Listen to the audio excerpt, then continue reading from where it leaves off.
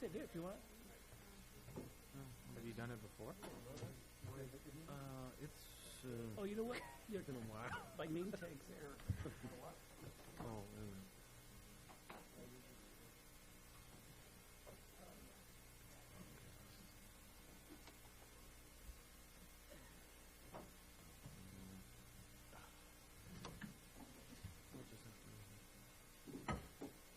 Okay, got water on that.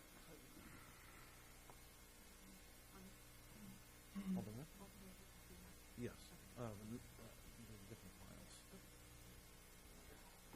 2 minutes. I'll give you a minute. Yeah.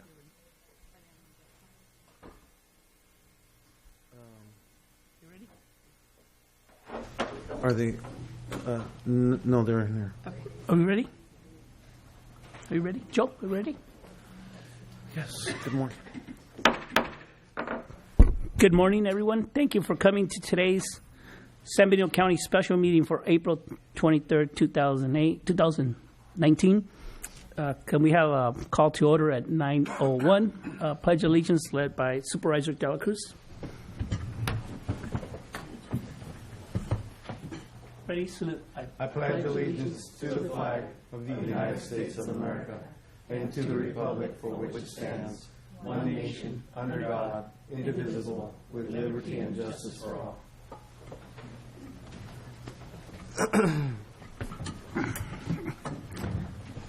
Thank you. Acknowledge certificate of posting. Is there a motion? So moved. Is there a second? Second. All those in favor say aye. Aye. Against, motion carries. Thank you. This is a special meeting. We will not have any public comments at this time. Regular agenda item number 1, PowerPoint presentations of County of San Benito CalPERS pension plan fiscal impact for 1920 budget, and that will be presented by Joe Paul. Good morning, Chair, Board of Supervisors. This morning, my staff and myself have presented actually this CalPERS pension obligation PowerPoint. It's significantly different than the PowerPoint presentations that you've received in previous years. I've, actually put a lot more. I've made it such that we've drilled down so that the people that know nothing about pensions could hopefully get an idea of what the our CalPERS pensions are all about.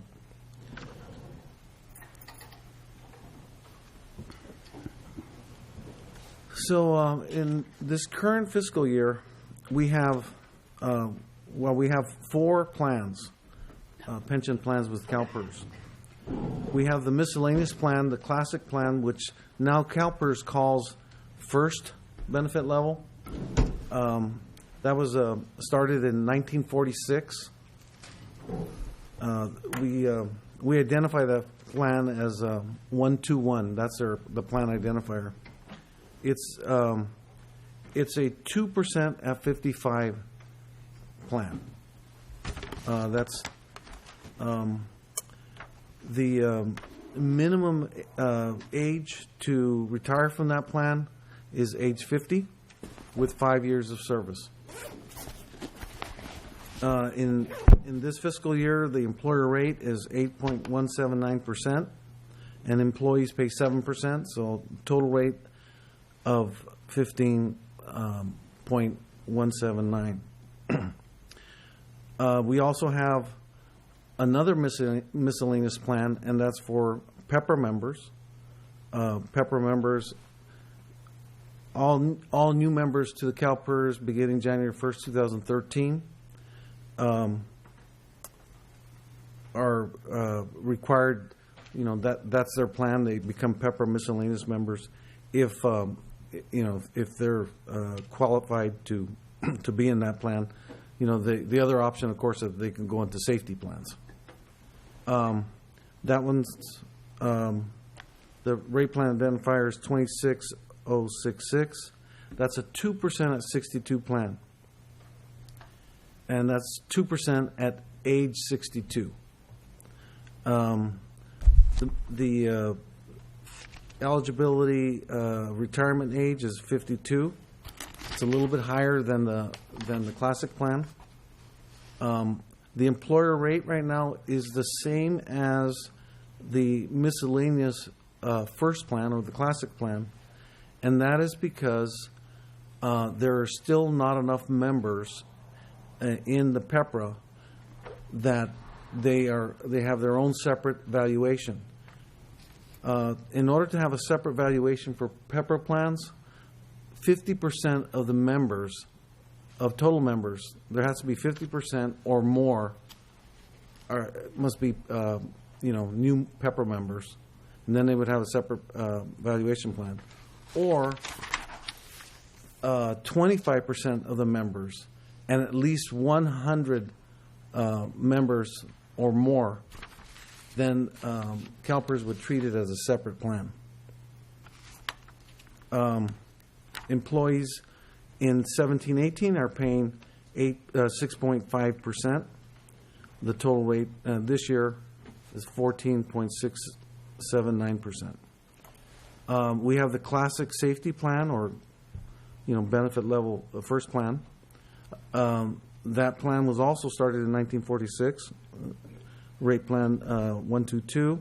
That's a 3% at 55 plan, and minimum retirement age is 50. The employer rate is 19.353%. Employees pay 9%, so it's about 28%. And then we have the safety PEPRA. This plan also was started January 1st, 2013. It's a 2.7% at 57 plan. They are also eligible to retire at age 50. The employer rate is 12.965%, and the employee rate is 12.75. So total rate is, over 25%. But I will say this, that you'll see in the presentation later that this is not the whole story. The total rate does not include the unfunded actuarial liability. Hey, Joe, quick question, because I know you're going to go to 1920. On the second one, the miscellaneous PEPRA, that eventually will go either 25 or 50% later on, right? As time moves on, we'll continue to hire those type of new employees. Oh, absolutely. Absolutely. That will.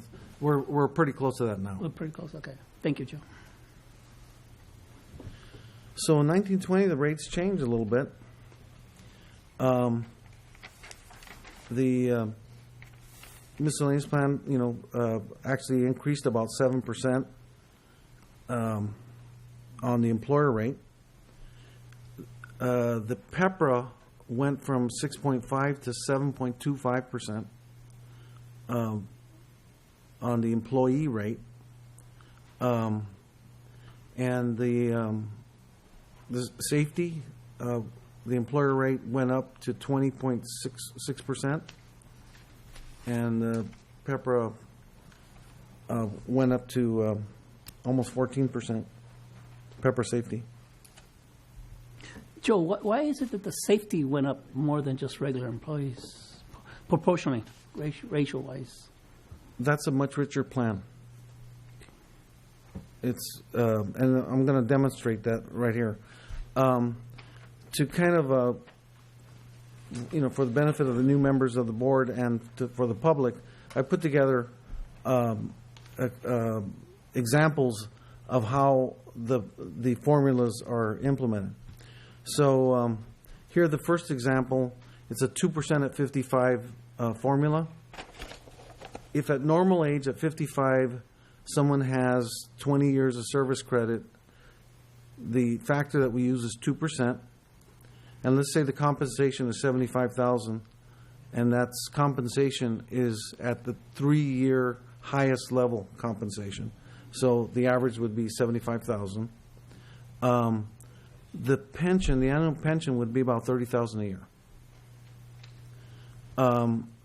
If they retired early at age 50, that 2% drops to 1.4, and they would have, their annual pension would be about, $21,000.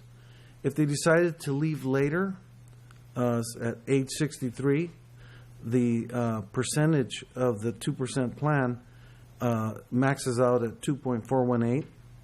So the same, same service years and the same level of compensation. It actually, their annual pension is, computed at about $36,000. There's a real advantage to in this plan to retire at a later age. And then on the PEPRA 2% at 62 plan, using the same scenario, different ages, however, you could see that at normal retirement age, it's 62 instead of 55. But if they worked 20 years, they would get the exact same amount, $30,000 for at normal retirement age. But if they retired early at age 52, you can see that the percentage drops significantly to in half. It's a 1% is what they would be earning. So they would be really getting half their pension.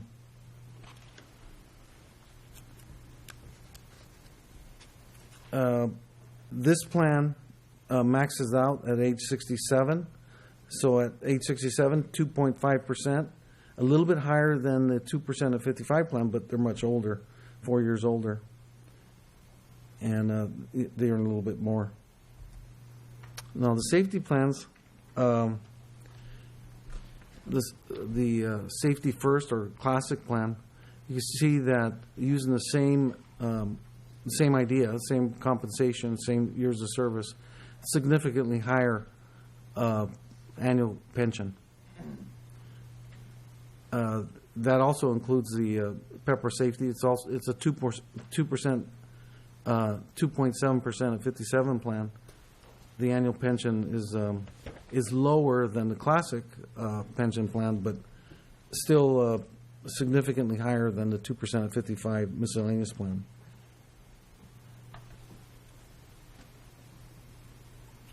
So the CalPERS miscellaneous plan. This is the classic. This actually is a replica of the classic screen that you see in CalPERS for this plan. We see the normal cost up there for 1920 at 8.758%. But I wanted to bring to your attention the bottom line of this is the unfunded accrued liability. There's a monthly amount there that we pay on behalf of this plan of $238,000. Yeah. And then there's a prepayment amount of $2.7 million. And I'll talk about that later on as we progress on these slides. Joe, this is combined subvented and general fund money, right? No, this is only the classic miscellaneous plan. Classic miscellaneous plan. Oh, Supervisor Gilliam? Are you going to be talking about the PERS discount rate later and what it's doing and what we anticipate, or would now be a good time to ask that question?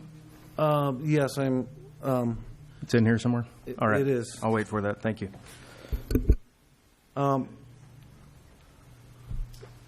I wanted to, and maybe, there's a little bit more detail than the board could bear, but I wanted to talk about these definitions of what normal cost is.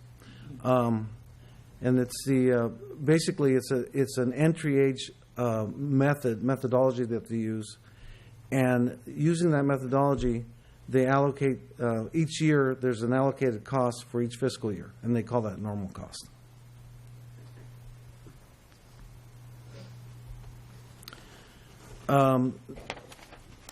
The actuarial accrued liability, a little bit more of esoteric idea, in that you have basically it's for all the liability that was uncaptured for current members and for retirees.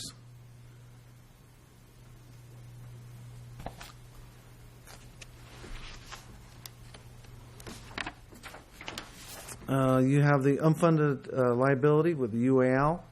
So it's the total actuarially accrued liability over the market value of planned assets. And that's called the unfunded liability.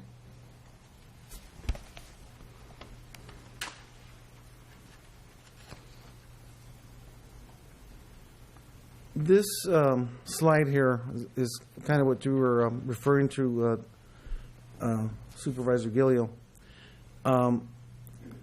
Funding requirements are determined by adding the normal cost and the amortization payment toward the unfunded liability. The unfunded liability is amortized over a level percent of pay.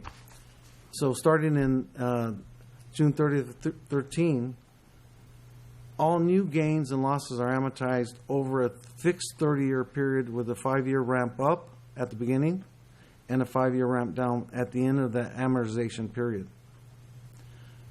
So, and all changes in liability due to plan amendments, they're amortized over a 20-year period, and there's no ramp involved.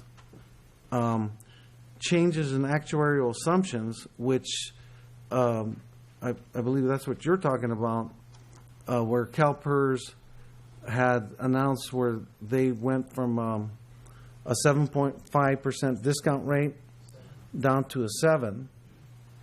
Well, in 2019-20, we're using a 7.25% discount rate. And that's the ramp that we're talking about, the ramp up.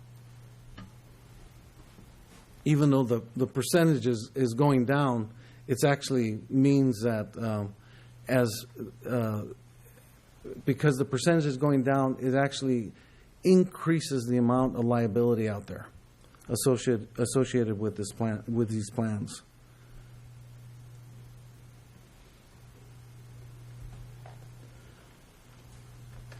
Okay, so here, this is the miscellaneous plan, the classic plan here. 18-19, we see that the normal cost rate increased by 7%. The normal cost payments go for $1.8 million this year to over $2 million next year. That's a 15% increase in normal cost payments. The UAL increases by almost 8%, but the actual payment increased by 16%. So overall, the percentage of payroll increases to 22.6% from 21%.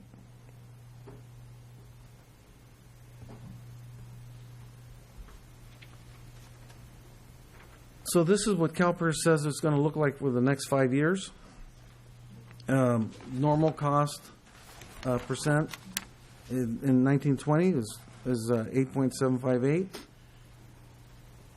We're with the last year of the ramp, so they're projecting that the normal cost is going to be stable at 9.4% for the next 5 years.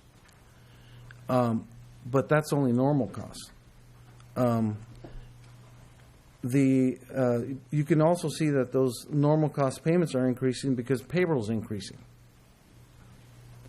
The UAL is not stable. It's increasing every year until in 2024 we're going from 14% UAL to 17%, and you can see that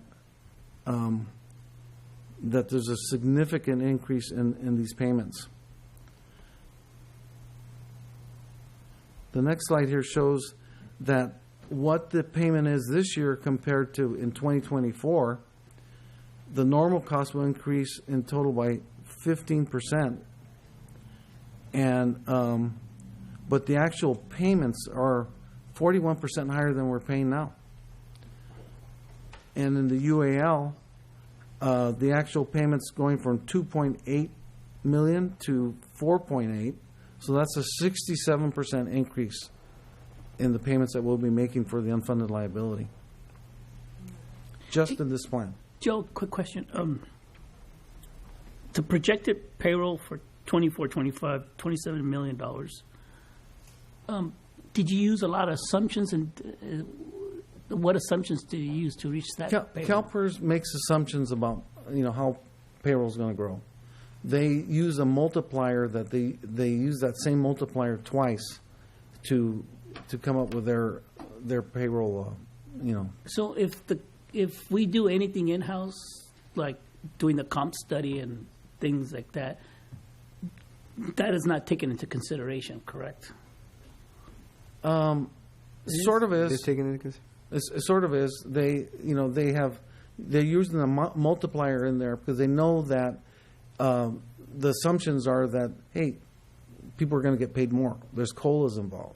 There's reclassifications. But how would CalPERS, which is a big organization, in San Bernardino County, which is a small organization, know that we're about to do a reclassification or a salary study? Well, they don't know the total impact, but they have a model that takes those kinds of things into consideration. Okay. Thank you. But it may not capture the entire payroll change. So it could be more or less. Yes. Okay. Thank you.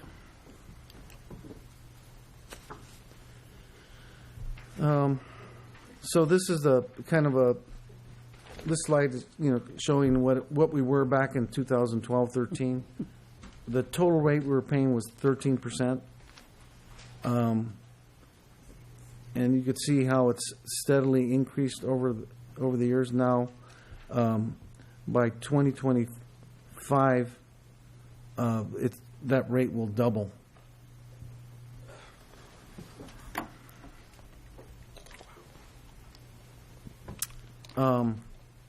Here's the contribution rates over the amortization period. Shows that you see the normal cost basically it moves from 8.1% to 9.4%. In the last 5 years of the normal cost, I use a less than 9.4 because we know in theory it's supposed to be less than 9.4% in the ramp down period. The UAL you can see grows to 17%. We don't know after that. They have not estimated what the UAL is going to look like. So we don't know what the total rate will be in the future years.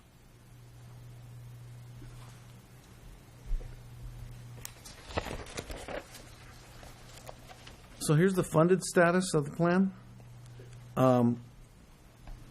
Using the valuation report as of June 30th, 17, that's the most current plan. We're at 72.1% funded.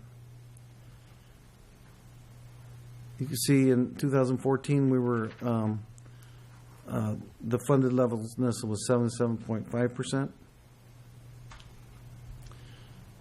Here's a kind of a history of funded status for this plan. This is a 72% on the current plan. You can see we in 2010 we went as low as 64.10%.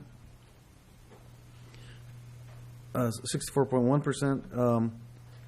And back in 1999, we were actually 127% funded.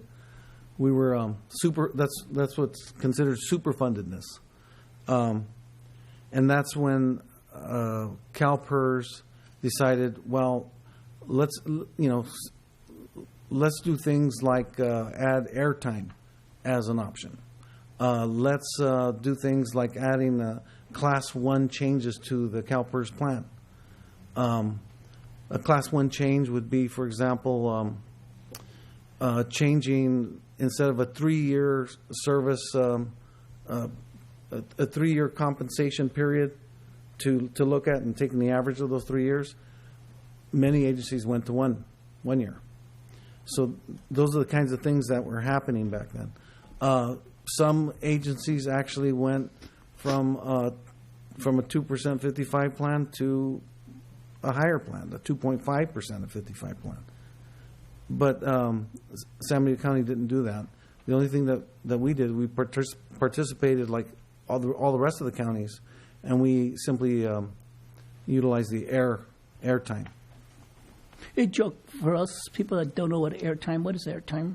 Airtime was the ability to pay for up to 5 years of service time. Some people did 1, some people did 2 years, but up to 5 years, where it's the same as if you had worked those 5 years. But you have to, there was an actuarial model that you had to pay for the amount that was computed, and you could, at that time, you could have taken payroll deductions to pay for it, or you could have paid for it through, your 457 plan. Okay. Thank you.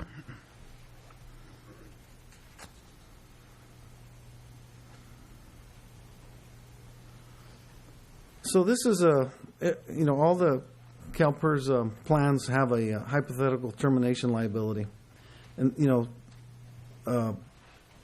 I just throw this in there just because it's in the plan. In the event that the board wanted to, like, for example, stop being a member of CalPERS, CalPERS is required to do this computation to show that if they used different discount rates, what level of fundedness we would be at. And you can see there that the market value of our assets is $113 million, but our liability jumps to $303 million at the 1.75% discount rate. So we're only 37% funded. Using a slightly higher discount rate of 3%, we become 42% funded. I doubt if we could even consider such a thing, because we just there's no way that we have the money to pay for that unfunded liability. Okay, moving on to the PEPRA benefit level. This is miscellaneous PEPRA. Normal rate costs 8.7. There is no unfunded liability in this plan. It's a brand new plan.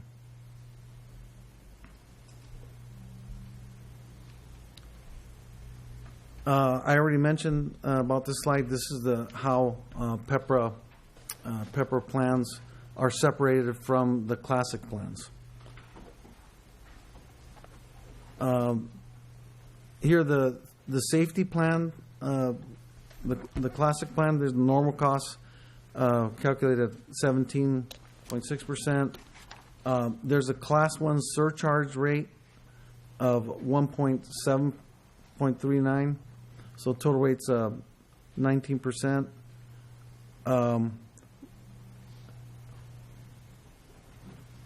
This was as 2018. This was actually it was effective as of 2019. Here you see the monthly unfunded liability of $124,000 a month, and prepayment of $1.4 million.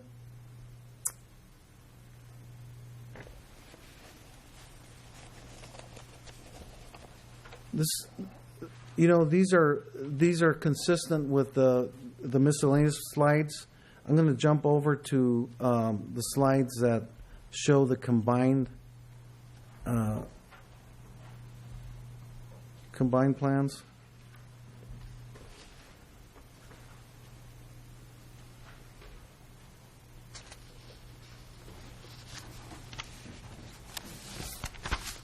Can you tell us what page? Is that page 34? Yeah, I put more detail in this presentation in case the board wanted to, actually, go into that. But I wanted to really highlight only one plan because I know this is pretty dry stuff. So here on slide 37, I've put all the plans combined, and the You can see there that the total accrued liability is about 220 million. And the market value of the combined assets is 160 million. Unfunded liability, about, 59 million. So when you add all these plans together, the funded ratio is 73%. With the annual covered payroll is about 27 million there. CalPERS actuaries and actuaries in general, when they look at plans, they have a rule of thumb where any plans that are between 60 and 70% are considered high-risk plans. Plans that are between 70 and 80% are considered moderate risk plans. Anything over 80% is really where CalPERS would like to see these plans.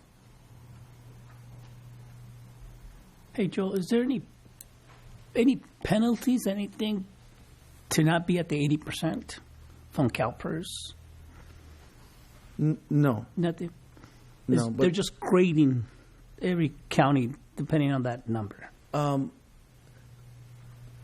There's no penalties because really what they're trying to do is they're trying to capture all the costs, and all those costs are captured in their model as best they can. Their models have been flawed. Yeah. Because they haven't been very good at estimating what the costs are going to be. I just came from a conference where the actuary there talked about there's new mortality tables out there, and they at the federal level, and the question was posed: hey, is CalPERS going to adopt these new mortality tables? And the answer is no. And the reason why is because those tables are actually lower than the CalPERS tables. CalPERS is much more conservative, and they also have a very good and large population to be able to come.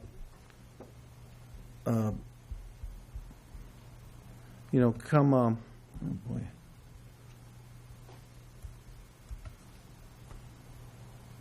I'm getting ahead of my plan here. To be able to develop these tables. And so if you hear out there the new mortality tables, that's not going to affect CalPERS at all. So is it in our best interest to reach the 80%? Of course. Of course it is. In fact, it's in our best interest to eliminate the unfunded liability. But every dollar that we use to eliminate the unfunded liability in that given operating budget year, it's money that can be used for operating budget. So the question becomes, do we retire the unfunded liability, or do we stop funding some positions that a department might need? And that's the question that we wrestle with every year. I think this is a liability. This is really an internal debt. This is a debt that's owed. So it really is. It really goes to how the board feels about debt. And so I here at the end of this presentation, which I come into shortly, you'll see that I make some recommendations about dealing with that. Let's see.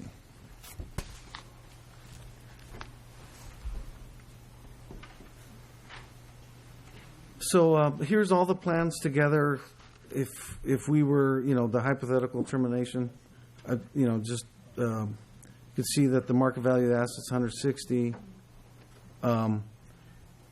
The liability at 1.75% is 442 million.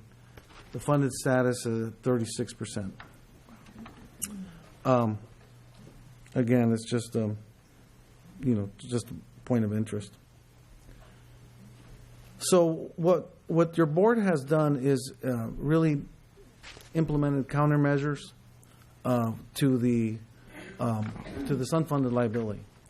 And so you developed you became purchased and got involved in a PARS irrevocable trust, a 115 irrevocable trust, established a couple of years ago as a rainy day fund, and developed a policy to actually when you can actually dip into that fund. And the initial deposit was $3 million. It's around $3.3 million at this time. So it's grown.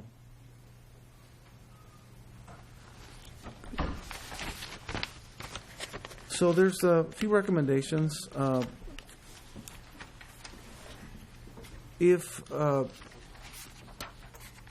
board so wishes, you would direct me to work with the CAO and the county treasurer to take advantage of the savings by pre-funding the UAL payments for the miscellaneous and safety plans. Here you can see the classic cumulative monthly total is $2.8 million, prepayment amount 2.7, about $99,000, about $100,000 in savings there. Safety, about $52,000. PEPRA is, very small amount in savings, but nevertheless there is a little unfunded liability there.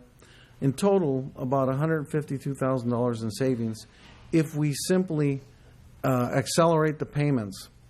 And if we make the payment to CalPERS before July, the end of July, we can save $152,000.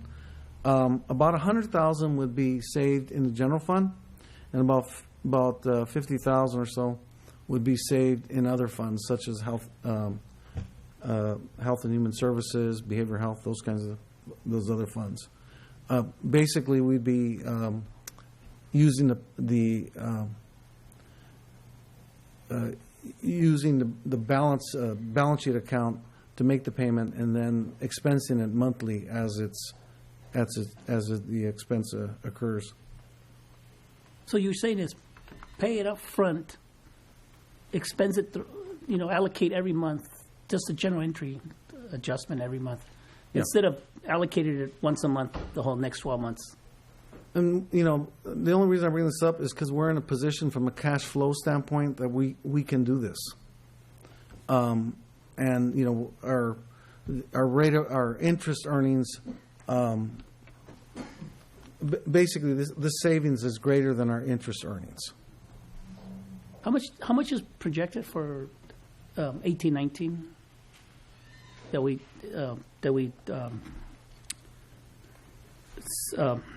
to CalPERS? How much are we going to? Well, here's the unfunded liability. There is, well, this is 1920. Right. It's 2.8. I don't recall. It was on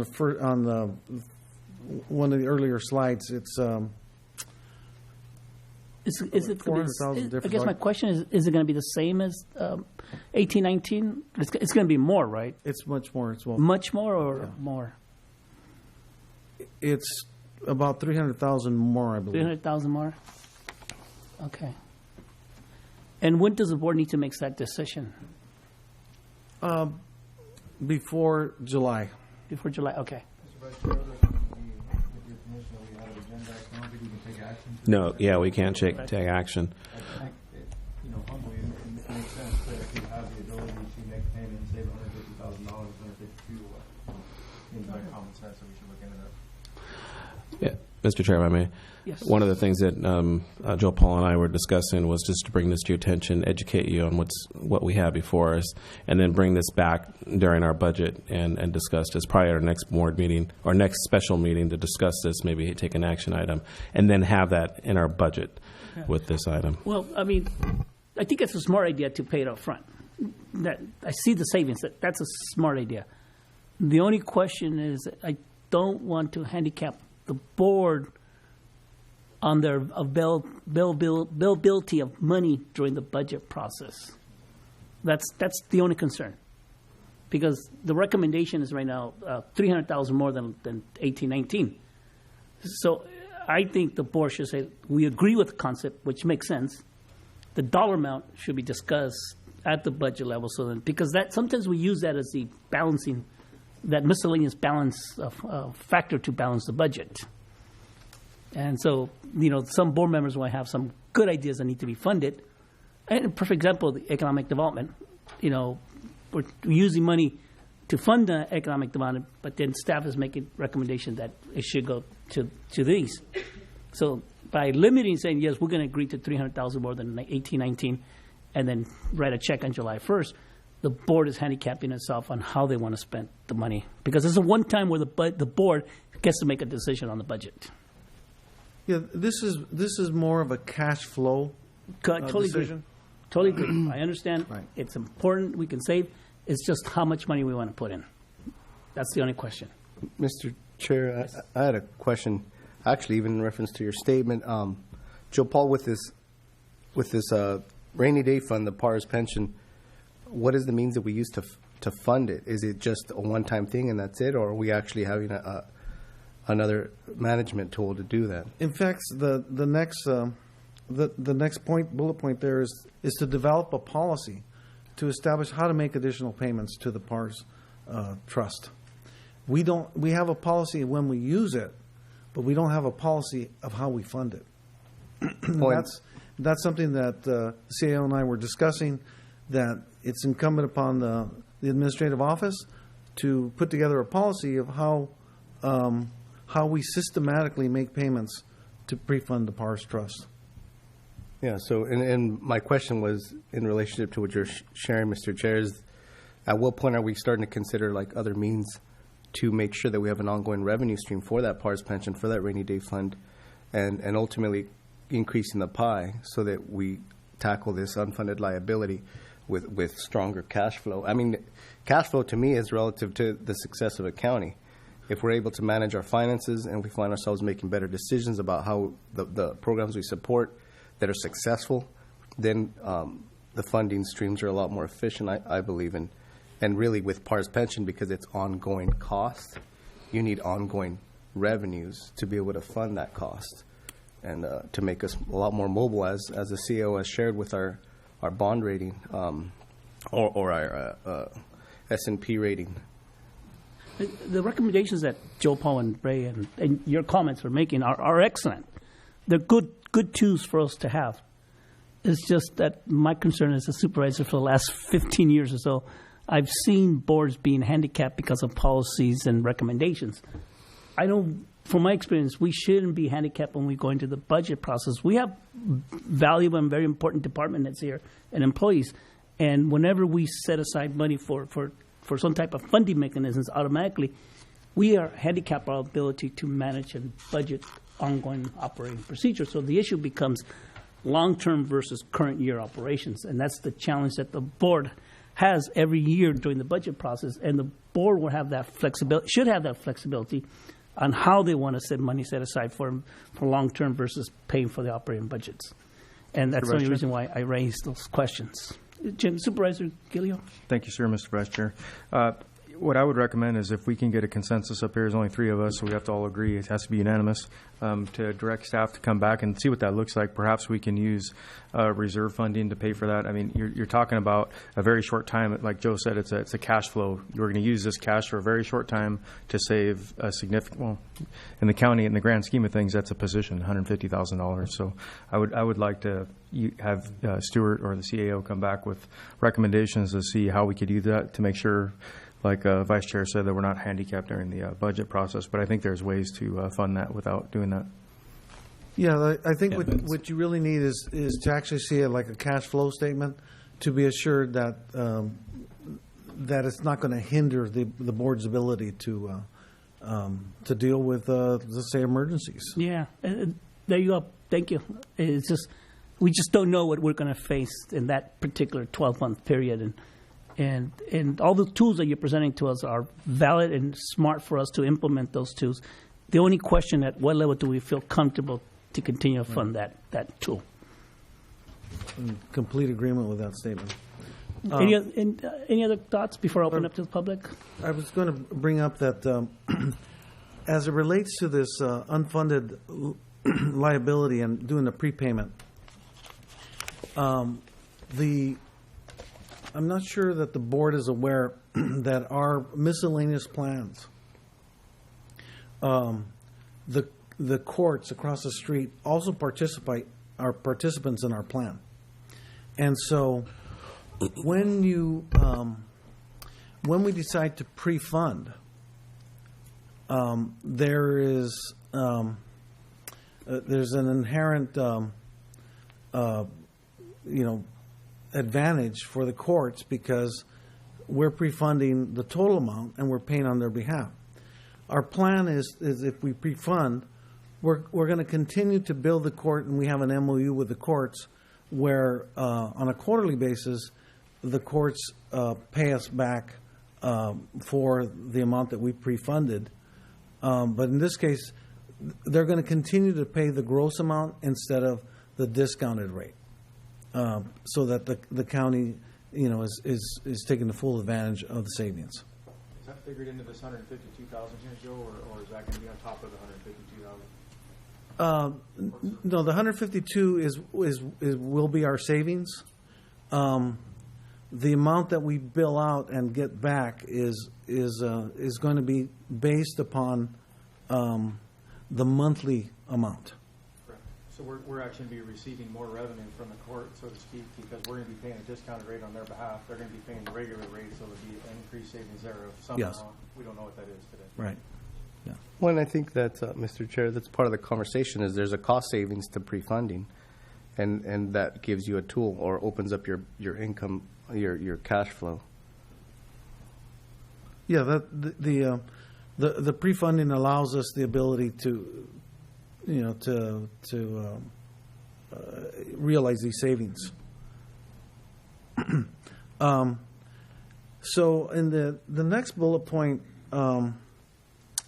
is that once the board develops a policy on or adopts a policy on how to make additional payments to PARS, hopefully the policy can be in place prior to the adoption of the 1920 budget, so that you include that in this year's budget.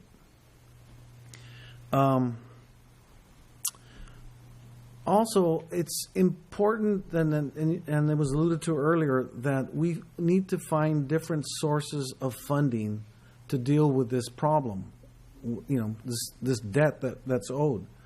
And so I believe the city of Hollister, the city and Supervisor Gilder can actually speak to this with more certainty, utilize the sales tax, or at least some of the proceeds from the sales tax, to buy down the debt. The city had, I believe they had a side fund that needed to be paid off, and they utilized the sales tax to do that. And the city was better off for doing so. In the same way, we can start to do that by pre-funding the irrevocable trust. And the reason why we can't really just pay down the debt at CalPERS is because we're still combined with the courts, and it muddles it. It can be done, but it's actuarially it can be done. We can have it hire an actuary to compute to ensure that any pre-funding is only credited to the county's accounts. I understand from the meeting that I just came back from a conference with the county auditors and the state controller's office, is that the state controller's office will now be looking at the unfunded liability of each of the courts, and because that unfunded liability is not being currently disclosed in their state CAFR. And so that's really a finding for them.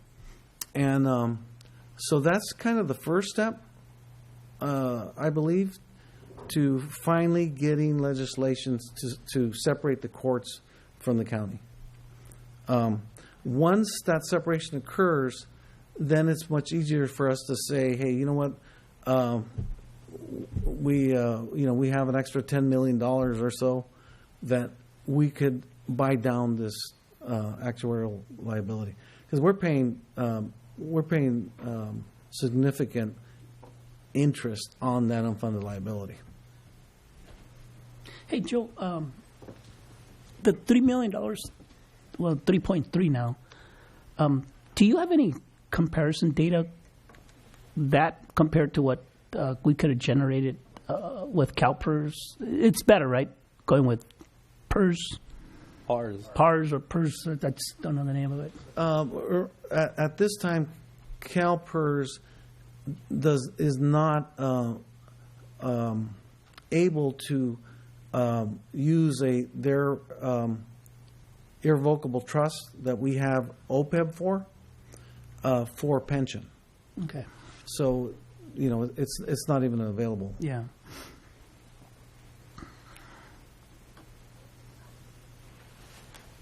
And so that's it. As far as this, any other questions concerning retirement? No, though, I appreciate your presentation. I'm obviously one of the new guys in the room, so there's a lot of learning for me to do. But there's definitely some connecting fibers to what I think is going to be really important for the success of the county. And I really believe one of them is having an ongoing revenue stream for that PARS fund to be able to keep up, or even to a certain extent really tackle that unfunded liability. But I think it speaks to, honestly, as a county as a whole, what our goal is and what are the different priorities we're going to have to set, because we can only chew off a little bit at a time. But once we come up with some baseline principles, and I believe one of them is making sure that cash flow is really strong, having a balanced budget, then we can really come up with some better ideas. And if anything, my mother taught me growing up, it's not how much money you make, it's what you do with what you make. So, and I get what you were saying, Chair, but in my mind, if we can come up with a game plan, even if we put this really strong focus on taking care of this debt, it's going to make us a lot more focused with the money we do have to be successful, to make sure that we're prioritizing accordingly, and not, and in that sense, the goal will always stay consistent with being solvent and having that cash flow that we need. That concludes your Supervisor Hernandez. Yes, thank you, Mr. Chair. Supervisor Gilio?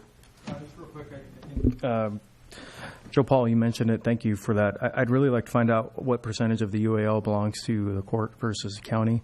I'm sure it's all lumped into this numbers that we're talking about today, so I'd like to learn that in the future. It doesn't have to be now. And then also, just in general, and I've been kind of harping on this for quite a while now, is we really need to diversify our revenue streams in the county, investing in business expansion and business, increasing our sales tax base, not necessarily the rate, but the base, right? The more ability we have for people to purchase and work in our county, purchase gasoline, those sorts of things, we're going to increase our revenue base. And we need to really think about this. I know it's not a business, but we need to think of it like a business. So if we have more revenue going or more expenses going out, we need to have more revenue coming in. So you have my commitment that I'm going to work on that. Thank you. Thank you. I want to say thank you, Joe, for that presentation. It's always we learn something new every time when you make a presentation, and the number one thing that every board wrestles with during budget process is what percentage do we set aside for long term, and what percentage do we support for current operating expenditures, and that's the biggest issue that we wrestle with during the budget process. And you're bringing some good tools that we could definitely take advantage of, and thank you. Let me open up to the public. Do you have any speaker cards? Anyone from the public? None? I'll bring it back. Okay, second item is receive PowerPoint on other than pension post employment benefits, OPEB.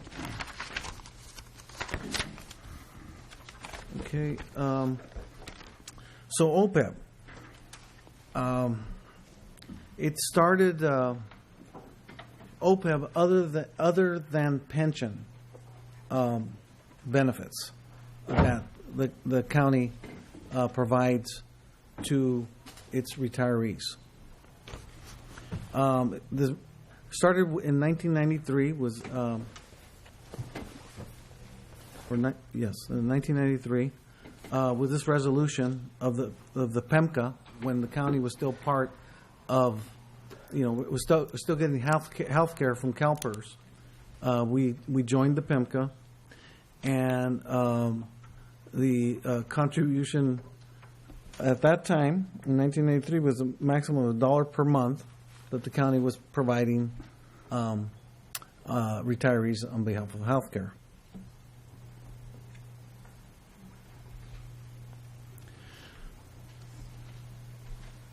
So as of this valuation date, that commitment that was made back then, there are currently 233 retirees and 425 active employees earning service eligibility for future health care. And keep in mind, the health care is a defined benefit plan with a defined contribution that the county pays on behalf of on behalf of employees and on behalf of retirees. So an employee is eligible for the county contribution, provided that they retire from the county and that they have at least 5 years of service credit. And they have to be at least age 50 or above.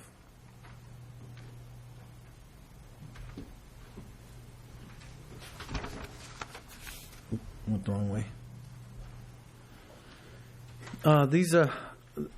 Here are the contributions that are made on behalf of employees and retirees. The singles are $550 a month. The exact same for the active and retired. For the family is $1,315.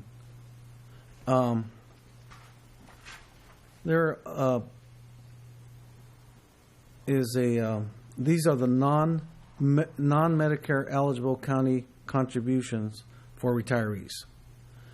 Medicare eligible retirees age 65 or older receive 70% of the county contribution because Medicare becomes the primary insurance and becomes the principal insurance, and the county's insurance becomes secondary. So, Joe, if a retiree decides not to get Medicare, we're still going to contribute the 70%, correct?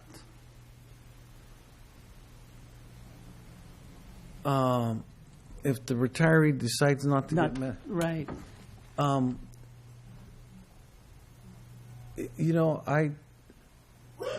We will only pay. I think what you're really saying is when a member, when a active member is still working beyond Medicare age, can they still continue to be on the primary plan? Yeah. Yes. Okay. Yeah. Yeah.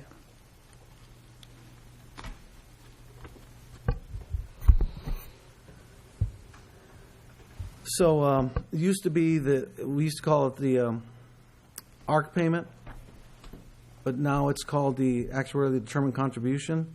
This is the amount that the actuaries compute to how much we should be setting aside a year for the purpose of pre-funding for OPEB obligations. There's an implied subsidy that has to be computed for health care. That implied subsidy is nothing more than, hey, because retirees get to be part of our plan and they're older, how much more are we paying for, active members are paying who are younger on their behalf because they're part of our plan. And they picked up they picked up the total cost of these plans. And that's something that is required in the actuarial standards.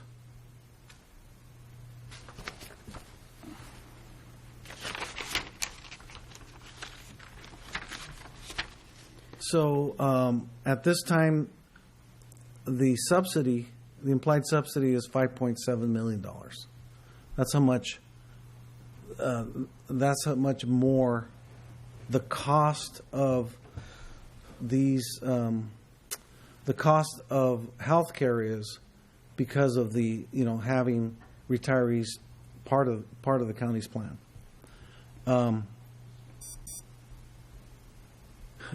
Using that 7% discount rate, the actuarial liability is about $33 million.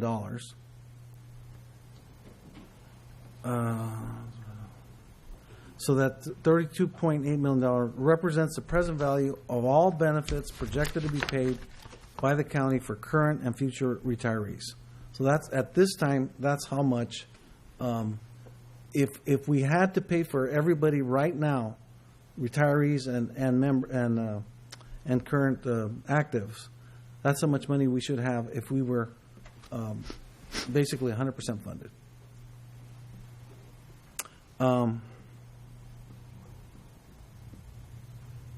Let's see.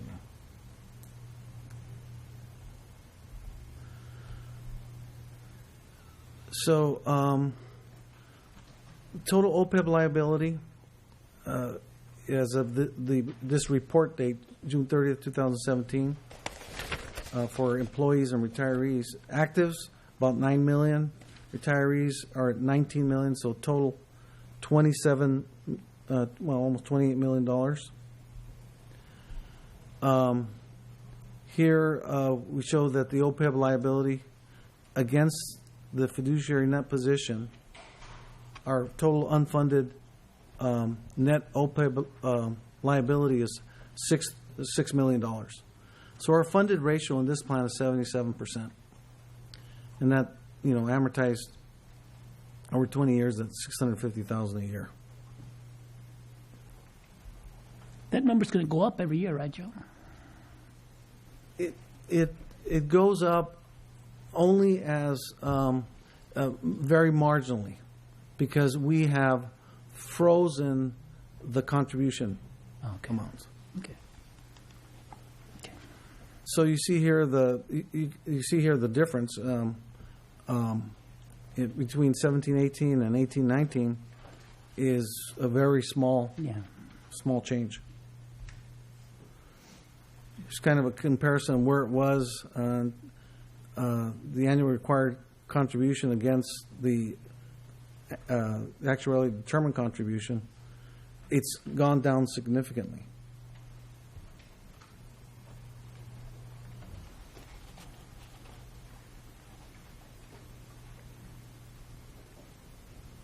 Excuse me. This is how much money we have in our irrevocable trust with CalPERS. This is the CBERT, we call it. We started off an initial contribution of $2.3 million in 2009. Here, 10 years later, we put in an additional $12.5 million in additional contributions, and we've actually drawn from the trust about 1.3.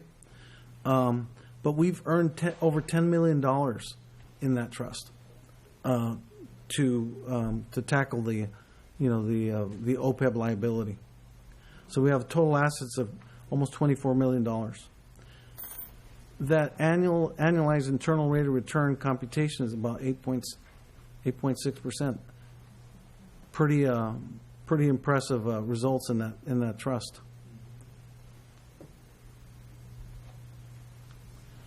So in this year, we have budgeted $500,000, 1819, to be transferred to either the CBERT, or we can transfer it to PARS for our OPEB trust there.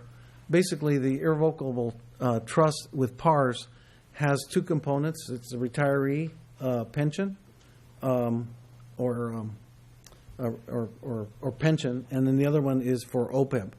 We have zero in OPEB amount with the PARS plan, and so another decision by this board will be to where would you like it directed to, and so we'll bring that back to you at a future date. Can you bring back maybe, sorry, Mr. Vice Chair, through you, please? Can we bring back recommendations and pros and cons of what each side looks like? Because I'll need to learn more about that. Thank you. Sure. In addition, about $400,000 in this year was budgeted, but won't be used for pay-go costs, and so. Working with the CAO's office to determine whether they'll be making a recommendation to utilize that for pre-funding of OPEB. So again, the board has an option to pre-fund now probably up to $900,000 in either the CBERT or the PARS irrevocable trust. And that was a short version of the OPEB obligations. Thank you, Joe. Supervisor Gilliam. Real quick, when we have the policy discussions regarding funding PARS or perhaps a CBERT would get some revenue, we have, you said, the policies in place for withdrawal. It seems to me to make sense to look at and weigh the pros and cons of salary savings. Inherently in every budget, there's some salary savings because positions aren't filled for other reasons. So if we're able to develop a policy in the future to get that into the Section 115 or the CBERT, I think that makes sense. But I'd like to study that a little bit more. Thank you. Okay. Supervisor Hernandez. Joe Paul, thank you. One of the big things that stands out in my mind is succession planning. In my mind, I think about the negative implications of something that a position needs to be filled, and when it's not filled, what the implications of that is.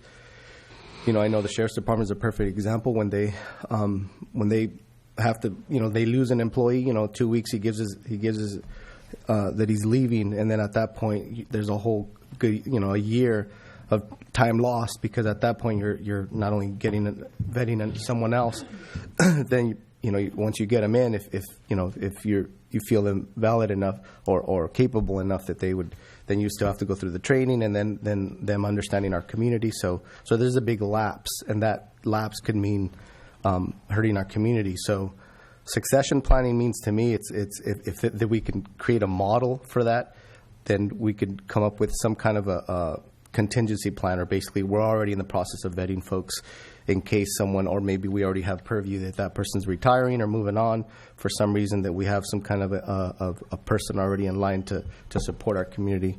So my biggest question is, in line with this conversation, is how we can come up with a succession plan when it comes to, as Supervisor Gilliam was mentioning, the payroll, and how do we anchor that to that cost so that we could ultimately have a better understanding so that we don't lose time and money. So is there like a cost and what that cost could be versus if we had that succession plan in place?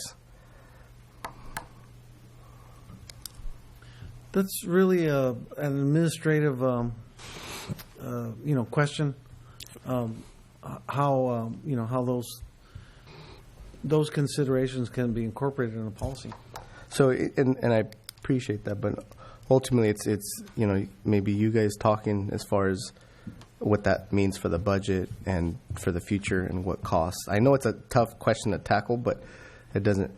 I think if we have a succession plan, then we can see the savings, and at that point, it could become a lot more of a opening up our cash flow, like I said earlier. Yeah, and that's something, Mr. Chair, we can probably look at and evaluate. We can have HR work on that because there is definitely a cost with that, having to hire people and then go through the training process and then leaving and then doing that process all over again. So there's definitely a cost, and we can look at that. One thing I wanted to make for the record and clear is that 65 years of age mandated to actually apply for Medicare, and the supplemental plan is optional. So that's the part that we would be partaking in or paying on if as the optional piece. I just want to make sure that was made clear. Thank you. Yeah, my only comments to this is this is important. We gotta fund this and definitely take the recommendations from our staff on this one. Thank you. Let me open up to the public. Any speakers? Anyone from the public? None. I'll close it. Thank you, Joe. And then now we'll go to number 3, property tax teeter fund update. Okay. Teeter plan. One of my favorite subjects. Besides lunch, right? So, teeter plan, a lot of people, what is it? Well, in the 1940s, the Auditor Controller for Contra Costa County came up with this idea of tax apportionment. Instead of apportioning only what we receive in taxes, we apportion everything that has been calculated as of the assessment date. And so what that does is it allows the county to distribute taxes based upon based upon how much has been assessed. And so I'm getting ahead of myself here. So we get to distribute 100% of what they're supposed to get in property tax instead of 96% in bad years. And so that this plan allows agencies to have a more stable and reliable property tax revenues. And the agencies I'm talking about are the cities, special districts, and all the schools, and including the county. The county gets to have everything that we're supposed to be receiving, 100% of it. We get it. We get it with the apportionments. One of the big benefits of the teeter plan is those counties that have them, not every county does, is that it's a big revenue generator for the county. And the reason why is basically the plan, what it does is it buys all the delinquent taxes. Anything like, for example, in this year, anything that didn't get paid in this year that as of July 1 was not paid becomes delinquent. And we buy those. And in return for buying those, we get to earn 18% interest on those receivables. And I'll show you in the succeeding slides what it's done for the county.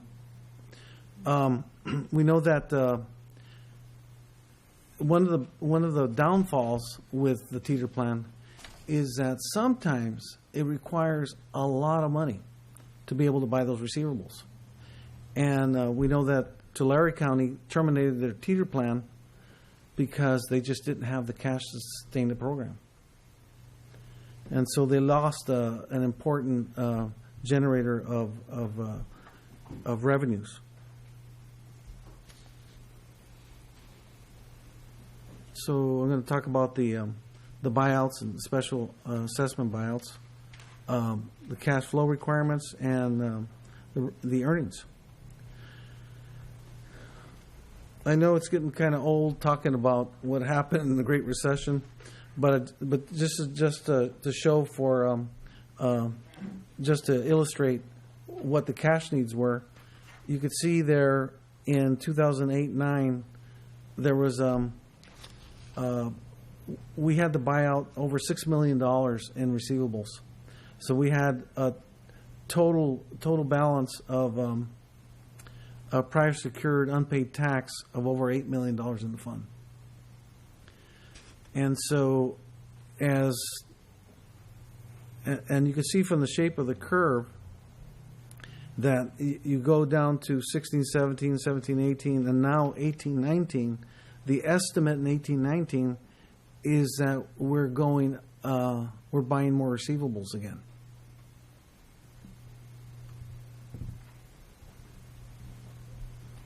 Not significant, not as significant as in the prior years, but nevertheless, it's somewhat of a leading indicator of what's going on if we're buying more delinquencies.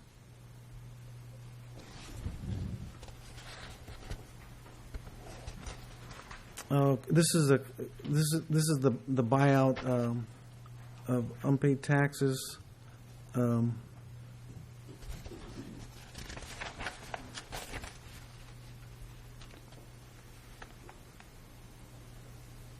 So here in this slide, you could see that from 2008, the yellow line that has a very like a 45-degree slope is our cumulative revenue.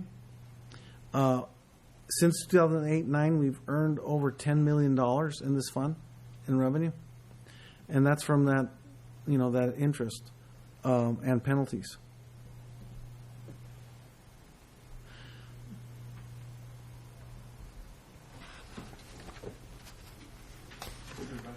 Yeah. Supervisor Gilliam? Sorry for my naivety here. I don't know much about tier funds. I'm learning so when somebody perhaps their property is foreclosed on and they have to sell the property on the courthouse steps across the way there, and the payment is generally for the property tax liability, is that how we end up getting our revenue back? Yeah, Okay. That's exactly right. And then how about the 18%? Is that figured into that sale price over there, the 18% penalty? It's the lien. Tax owed plus penalty? Yes. Okay, thank you. It's the entire lien amount. So, generally they're paid by the banks because the banks want to get their property and Sell it. and get it sold again. Joe Paul, my understanding, this is guaranteed money, right? I mean, someone's going to buy a property one way or the other. Not necessarily, and that's I'll speak to it a little bit later. Our loss reserve fund. Sometimes we don't lose money overall, but we lose money because the value of the property is such that it gets sold less than it's owed. But in my experience, when you made these presentations, we always had a gain versus. There's always a. Oh well, that's pretty much has been consistently true. We've always made more money than we've lost. Very few properties get sold. Less than owed. In a tax sale where we're not actually getting the full amount. Yeah.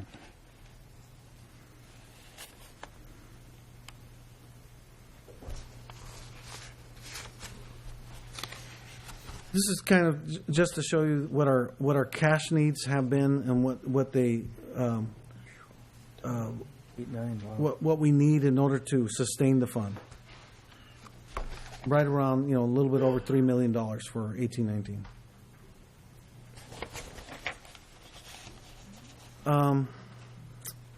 So in 18-19, our buyouts are expected to be $1.4 million. That's about $300,000 more than the previous year. And so, I don't want to read too much into it. I'm not an economist, but it's definitely something to think about.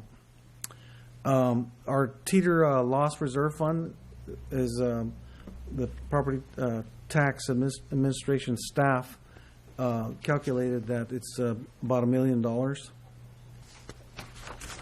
And that's set in Revenue and Taxation Code of how that calculation is performed. We think that we can declare $300,000 for general fund revenue for the next fiscal year. We want to make sure that we're administering the fund so that we're conservative about it, so we have enough to meet all the cash needs. for all the buyouts. And that's really all that I was going to really talk about. Supervisor Hernandez? So my only question is so you're saying that you support this teeter plan fund, and you want us to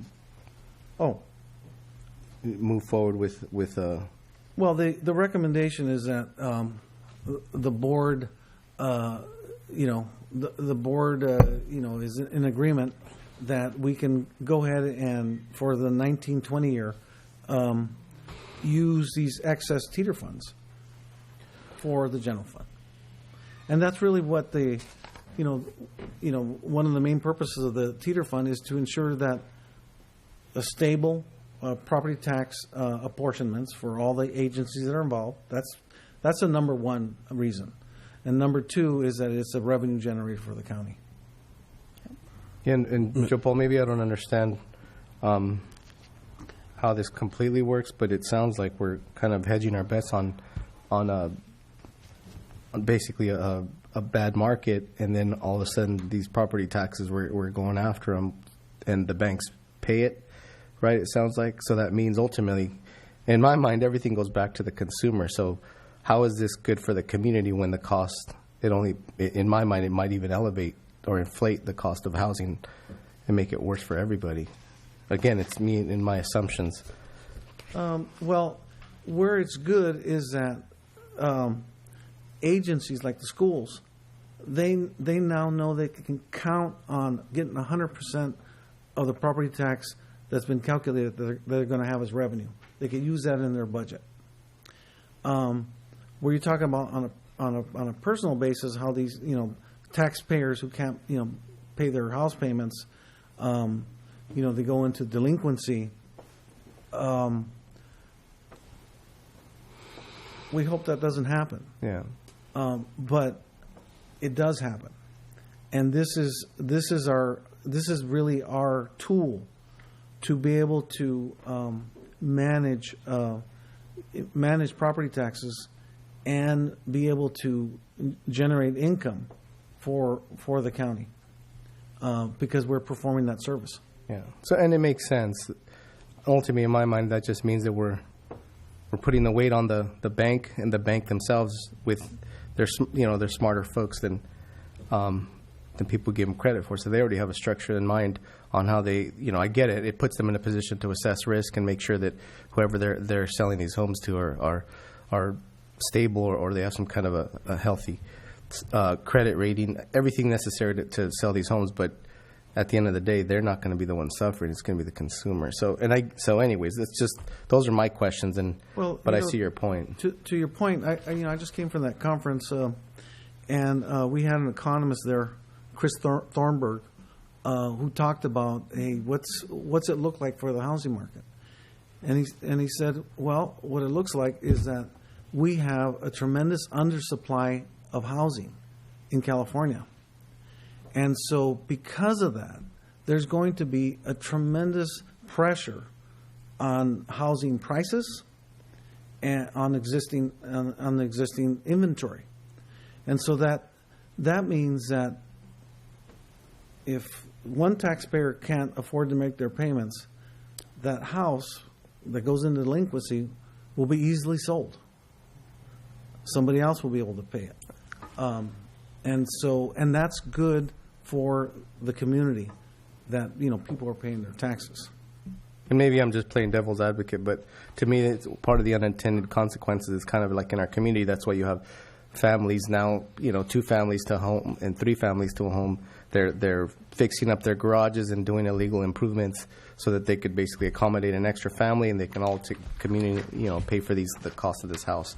So it's just, it seems like a revolving problem under that assumption, but I get it. You have nothing to do with it. This is just a system that was created. It's true. It's a problem. It's a societal problem, but it's a problem because of basically we have a supply issue, and until that supply issue is dealt with, we're going to continue to have these kinds of societal problems. One thing that he also mentioned was that because I posed the question, well, why is it that San Benito County, why would we put an emphasis in building more inventory of homes to supply the Silicon Valley with the workers? And he said, you're right. Why would you do it? The incentives are not there to do it. One of the problems, he said, for example, one of the problems is that sales taxes get distributed where you work. Because where you work is where you're spending your money.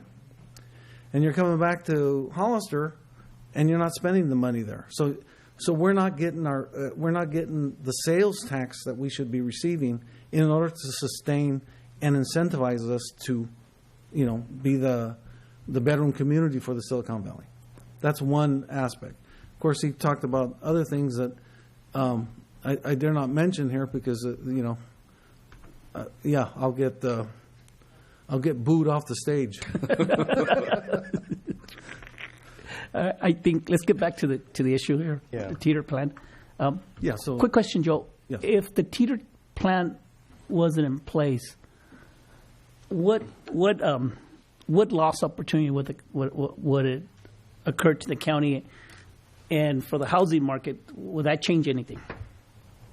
Well, let's say like Tulare County, they ended their teeter plan. So what would happen is we would only distribute what we get. So it's mostly reliable. Right now we'd be distributing about almost 99% of what the assessed valuation says we're going to get in the schools are going to get in the cities. But we would be losing, next year, $300,000. This year we're recognizing $600,000. I believe. No, $300,000. It's $300,000. But previous years, recall that the board directed that the teeter fund earnings be the source of payments for the OPEB fund. Remember? It's also $2 million were directed to the Capital Reserve Fund for the Hall of Records renovation. So that money's sitting there for that purpose. And so it's, the teeter fund has, done good things for the county and for all the agencies that it serves. For us not to join the teeter program, we're basically leaving money on the table at the end of the day. At the end of the day, that's exactly right. Ray, you want to? Yeah, I think Joe Paul highlighted most of the items I was going to mention, but I was going to highlight that we've been doing this in the prior years. We actually established a policy, which our next agenda item we're going to discuss the policy, and the teeter funds is in there, and so. This has been good for the county. We've utilized that. We've actually had more money going in other years, but $300,000 I think this year is a reasonable number that we discussed earlier. So I want to make sure the board was aware of that. Thank you. Supervisor Gilliam? Just really brief. Thank you, Joe. That was a great explanation of teeter funds for me, and from my limited knowledge of teeter funds so far, I can tell you that sounds like absolutely something we need to be involved with.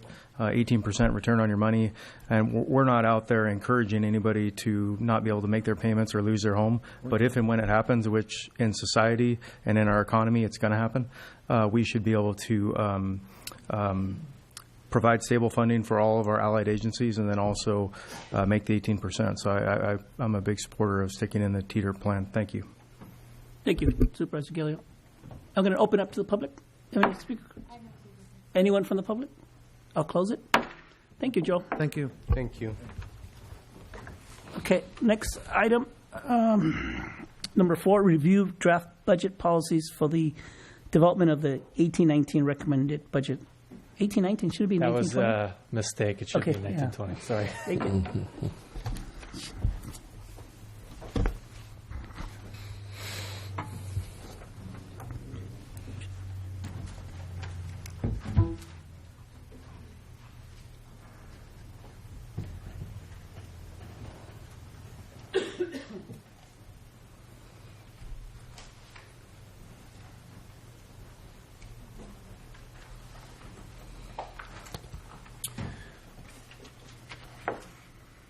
So first off, I just wanted to give an update on the budget, just in general.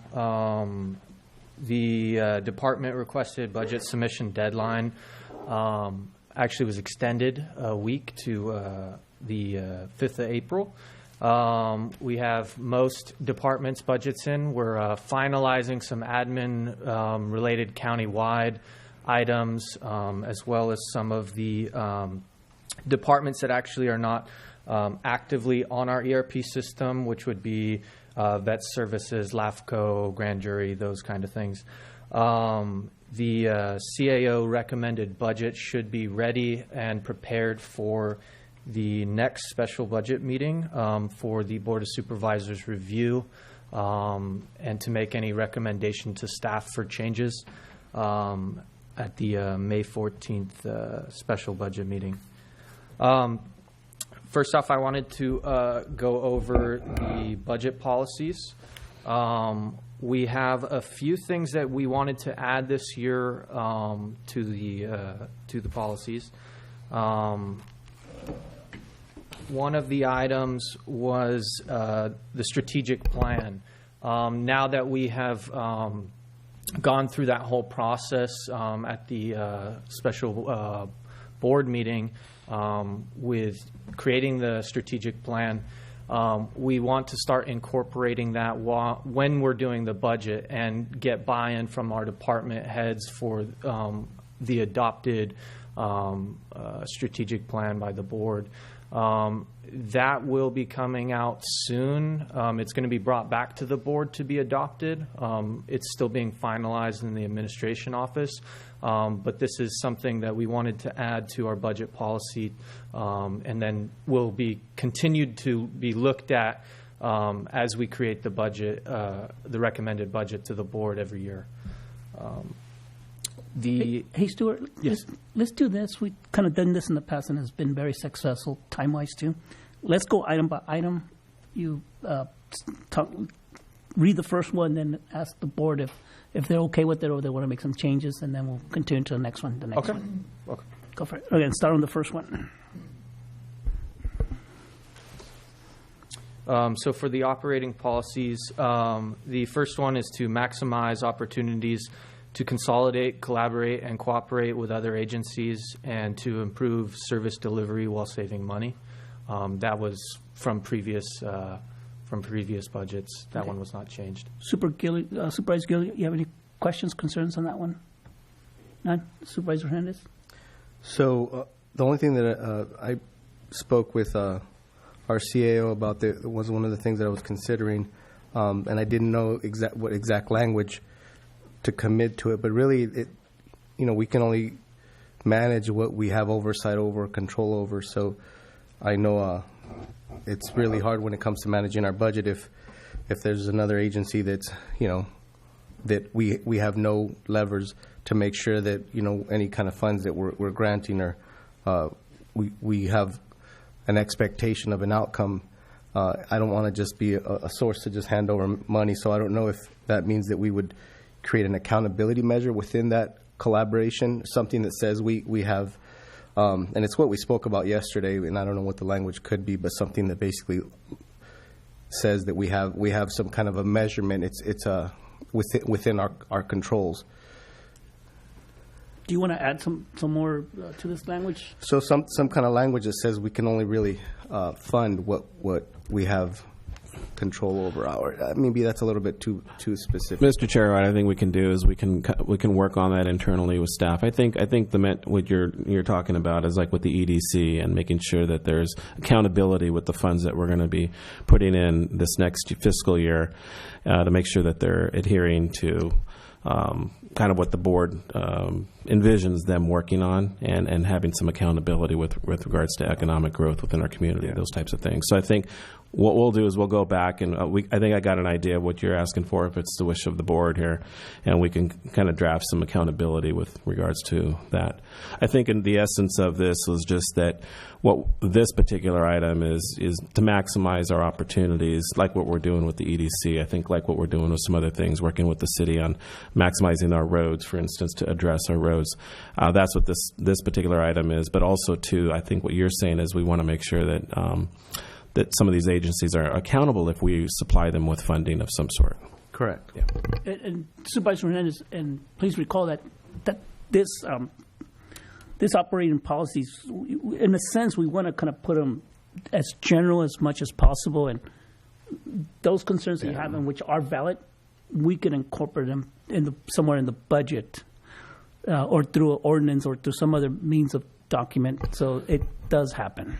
And Hold on. I was just going to mention one thing too, with regards to our agreement that we're going to have. We're going to establish that within our MOU or whatever agreement we're going to have, the contract with them. We will have that accountability in that for sure. Okay. Yeah. Supervisor Gilio. Mike here. The way I look at, and I'm probably wrong. I'm wrong many times a day, by the way. But the way I look at these policies, and when you read them all, is in general when we're developing our budget, it's more of a mindset of how we want to have our team members work to develop the budget. We always want to be thinking about, like on item number 1, in my opinion, with the city, the SB1 funds, how do we collaborate at the county and city lines and work together so we don't have areas that are not done. These are just, in general, jumping on to, I don't want to jump on too far, but jumping on to 2, improve efficiencies and save money. These are all things that we want to just in general think about. And then I think that's why I'm reading these policies. Does that sound about right? And then these are all policies that have been in place with the exception of, I see at the bottom, that you want to add a new policy in red down there. So these are all things that prior boards of supervisors have chosen to have in the back of their mind or in the team members' mindsets when we're developing our budgets. And that's why I'm reading them. And if I'm wrong, if you could let me know, I'd appreciate it. Thank you. Thank you. Chair. Hold on, Supervisor Hernandez. But at the same time, these policies are meant to be changed, and they're for a reason. They're evolving, so it could accommodate future boards when they're going through the budget. So it does give the flexibility to evolve. Yeah. Supervisor Hernandez.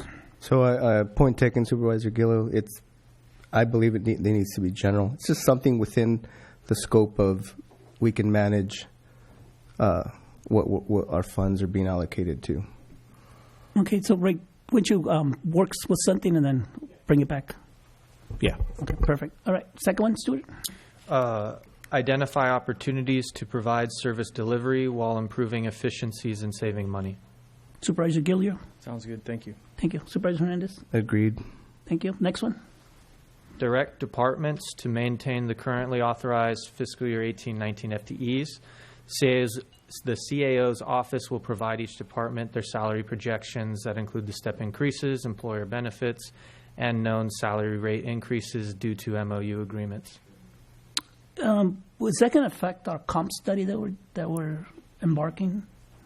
We'll be taking that consideration outside of. Perfect. Thank you. Supervisor Hernandez. No comments. Supervisor Gilio. No comments. I think it ties into the next bullet item nicely. Thank you. Thank you. All right, Stuart. Consider increases to fiscal year 18-19 authorized FTE levels with new or increased non-general fund all-purpose revenue funding sources or on a case-by-case basis utilizing the general fund sources. Supervisor Gilio. Thank you. Good. Good. Supervisor Hernandez. Can I get a little bit of explanation on that one, Stuart? Basically, or an example?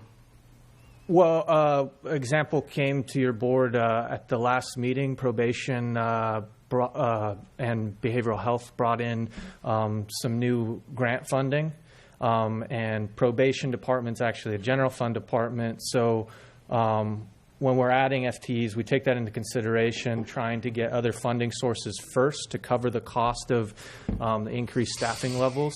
At that board meeting, we approved one probation officer.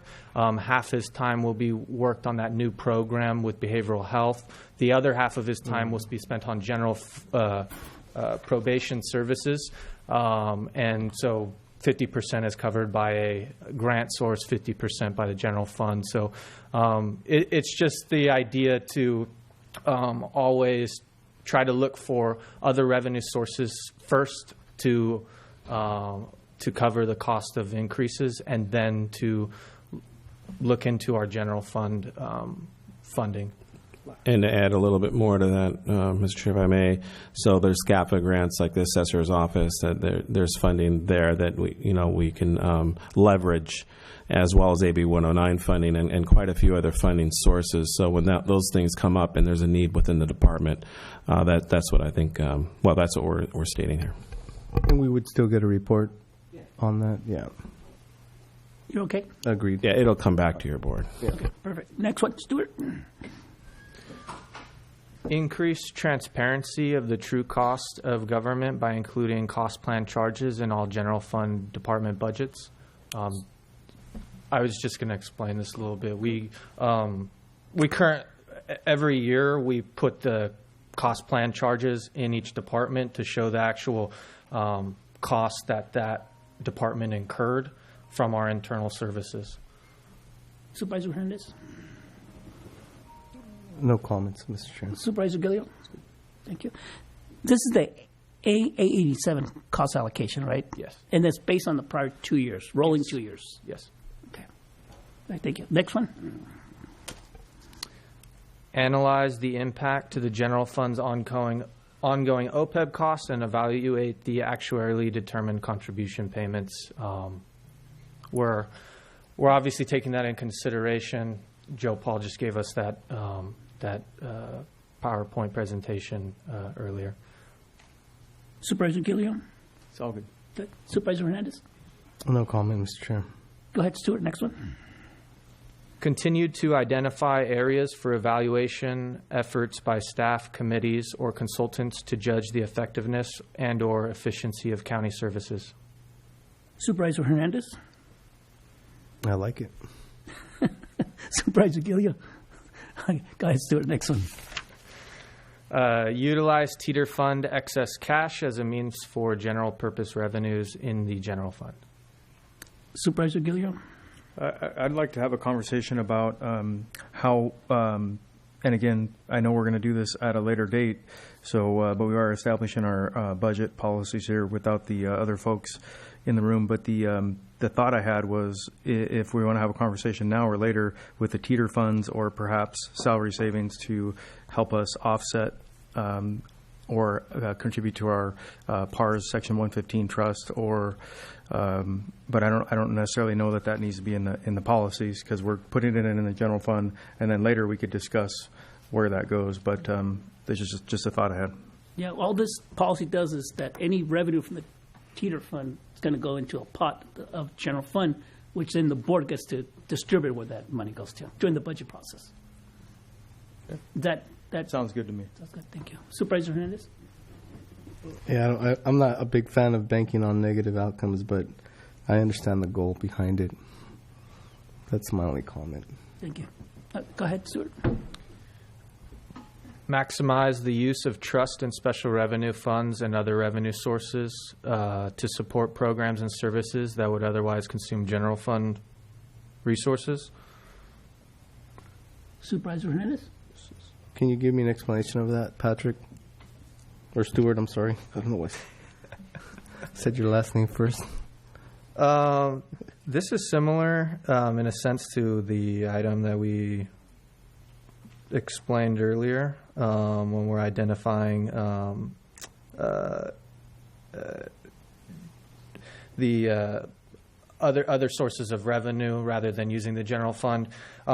This can be a combination of impact fees that we identified to like the jail project. We've identified impact fees that we will be using towards that project. It's basically, again, in a sense, this one's just more encompassing for everything, to try to find sources outside of our general fund revenue to pay for our ongoing obligations countywide. Another one I can add, if I may, is as an example, is the library. That there's a library trust, and there's been programs that the librarian has used to move forward with those types of programs. So the funding with those programs. So that's just an example of that. I appreciate it. And that was kind of my question, is a trust. Like, I didn't know which ones you were referring to, or I don't know what how many different trusts we have. We have a lot, actually. Yeah, but like AB 109 is considered a trust fund, and then Actually, hold on. Sorry. Supervisor Gilliam? Thank you. Okay, go ahead, sir. so this one I had discussed with Ray, which was the one that I discussed a little bit earlier. It's to incorporate the strategic plan goals adopted by the Board of Supervisors by identifying and addressing the goals through the budget process. Can you give an example of that? I'm still I'm wrestling with the words. It's just somehow I'm not getting it. So some of the goals that were identified through the strategic plan, I know that one of them was addressing our salaries and retention of employees. So that will be taken into consideration as we're creating the budget, because those are the goals that the board has established for the county and for the agencies. So that is something that we're going to focus on. Obviously, in this current year and the next year, we're doing a comp and class study. So budgeting for funding for something like that would follow in line with the board's strategic plan and goals. Perfect. Supervisor Gilliam? I just wanted to say this is a very common and great idea to tie our budget to our goals, so that we know what we set our priorities with our team members, a lot of folks in this room, our community members. So having our budget tied to those goals to make sure that we can achieve those goals, I think, is critical. And I really like that you added this. Thank you. Thank you. Supervisor Hernandez? I was looking at my notes, but yeah, I know, it's what I had mentioned earlier, the succession planning. I know that's part of the goal. Kind of, I know there's a math to it. I know it's probably a hard math, but still it's, at the end of the day, it's equal to what Supervisor Good was mentioning, that we had a vision and what we wanted to implement, and we had to anchor our budget to that vision. Thank you, Mr. Chairman. Ray? Ray? Yeah, no, I was just going to add that, as an example, was technology, I think, was one item that we discussed at the strategic plan. I think that was an important thing. So that's something that we need to look at. Also, our infrastructure within our county with the roads and other things, I think, was really important. So those are things from kind of a global level that we need to address, and then the financing and funding mechanism. So there's quite a bit of pieces of that strategic plan. We'll come back and bring that back to you, but we want to make sure that we tie that back into the budget and with the departments to make sure that we are in line within the budget with the goals and mission that the board has put in place. Perfect. Thank you. All right, next one. Recognize possible or estimated salary savings due to normal employee vacancies in all general fund operating budgets. Each quarter, lost employment salaries and benefits due to vacancies will be deducted from a department's budget. This still leaves remaining quarter's budget in effect. If a department has a budget constraint issue as a result of this deduction, additional review of the department budget will be considered. To kind of give a little bit more background on this, every year for the last few years, we have made sure to include potential vacancies. Normally, that's about between a 7 to 8% vacancy estimate in our budget as we create the budget, and this just kind of talks about that process. So, say the first 3 months, I don't have 2 positions filled, and it's a savings of, $50,000. Where does that money go on day one of the second quarter? It cannot be identified for use somewhere else in the budget, only if that amount is over our estimated salary savings that we had estimated in the budget. Okay. So it's not necessarily going to go towards another funding source, but it was incorporated in the budget as a decreased expenditure because the salary savings that was estimated at the beginning of the year. Okay. Supervisor Gilliam? It's good. The only question I have quickly is if, let's say, January, February, March, actually, let's just take January, February, so we don't take up the whole quarter. I'm unable to fill that position, and then I fill that position next quarter. Are we going to, we leave the next quarter, it sounds like, in place, correct? Yes, correct. Okay, great. Correct. Thank you. That's, yeah, sorry. Supervisor Right there, Hernandez? but I just want to make sure. Supervisor Hernandez? No comment. Okay. Ray? Yeah, and I think really the thought process with this is that, there's things that happen throughout the year and that funding could be used for an emergency or some other item, but we also wanted to give the flexibility to the department heads to actually hire. And as of late, with all agencies, hiring has been extremely difficult to hire candidates. So we wanted to make sure that they continue to do their best to go out and recruit and be able to hire their personnel that they need, but also, too, to reallocate those funds if need be and for a special item. Actually, what you just said, just click another question. So if there's not a hire within the first 3 months, the first quarter, and there's that money available, and they're meeting their salary expectations for what was budgeted, and when the board gave the department heads that flexibility to spend money without coming to the board of supervisors for approval, they can use those dollars, right, for what is in their department. We're still going to bring that back. That hasn't actually come. We have to bring an ordinance and bring that back, I think is what you're asking for. But if the board approves it, a department head can do that, right? Not. It has to have the CAO's approval, administrative approval on that. Okay, thank Yeah. you. All right. Okay, thank you. Let me open up to the public. You're done, right, on this one? No. Go ahead. It's page 2 on the back of that. There's Sorry. more. Oh, Punch more. okay. Ouch.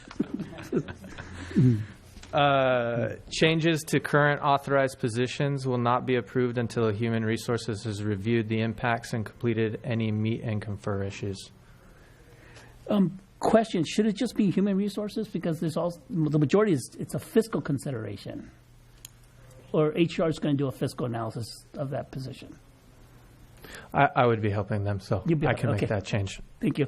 Supervisor Hernandez? So,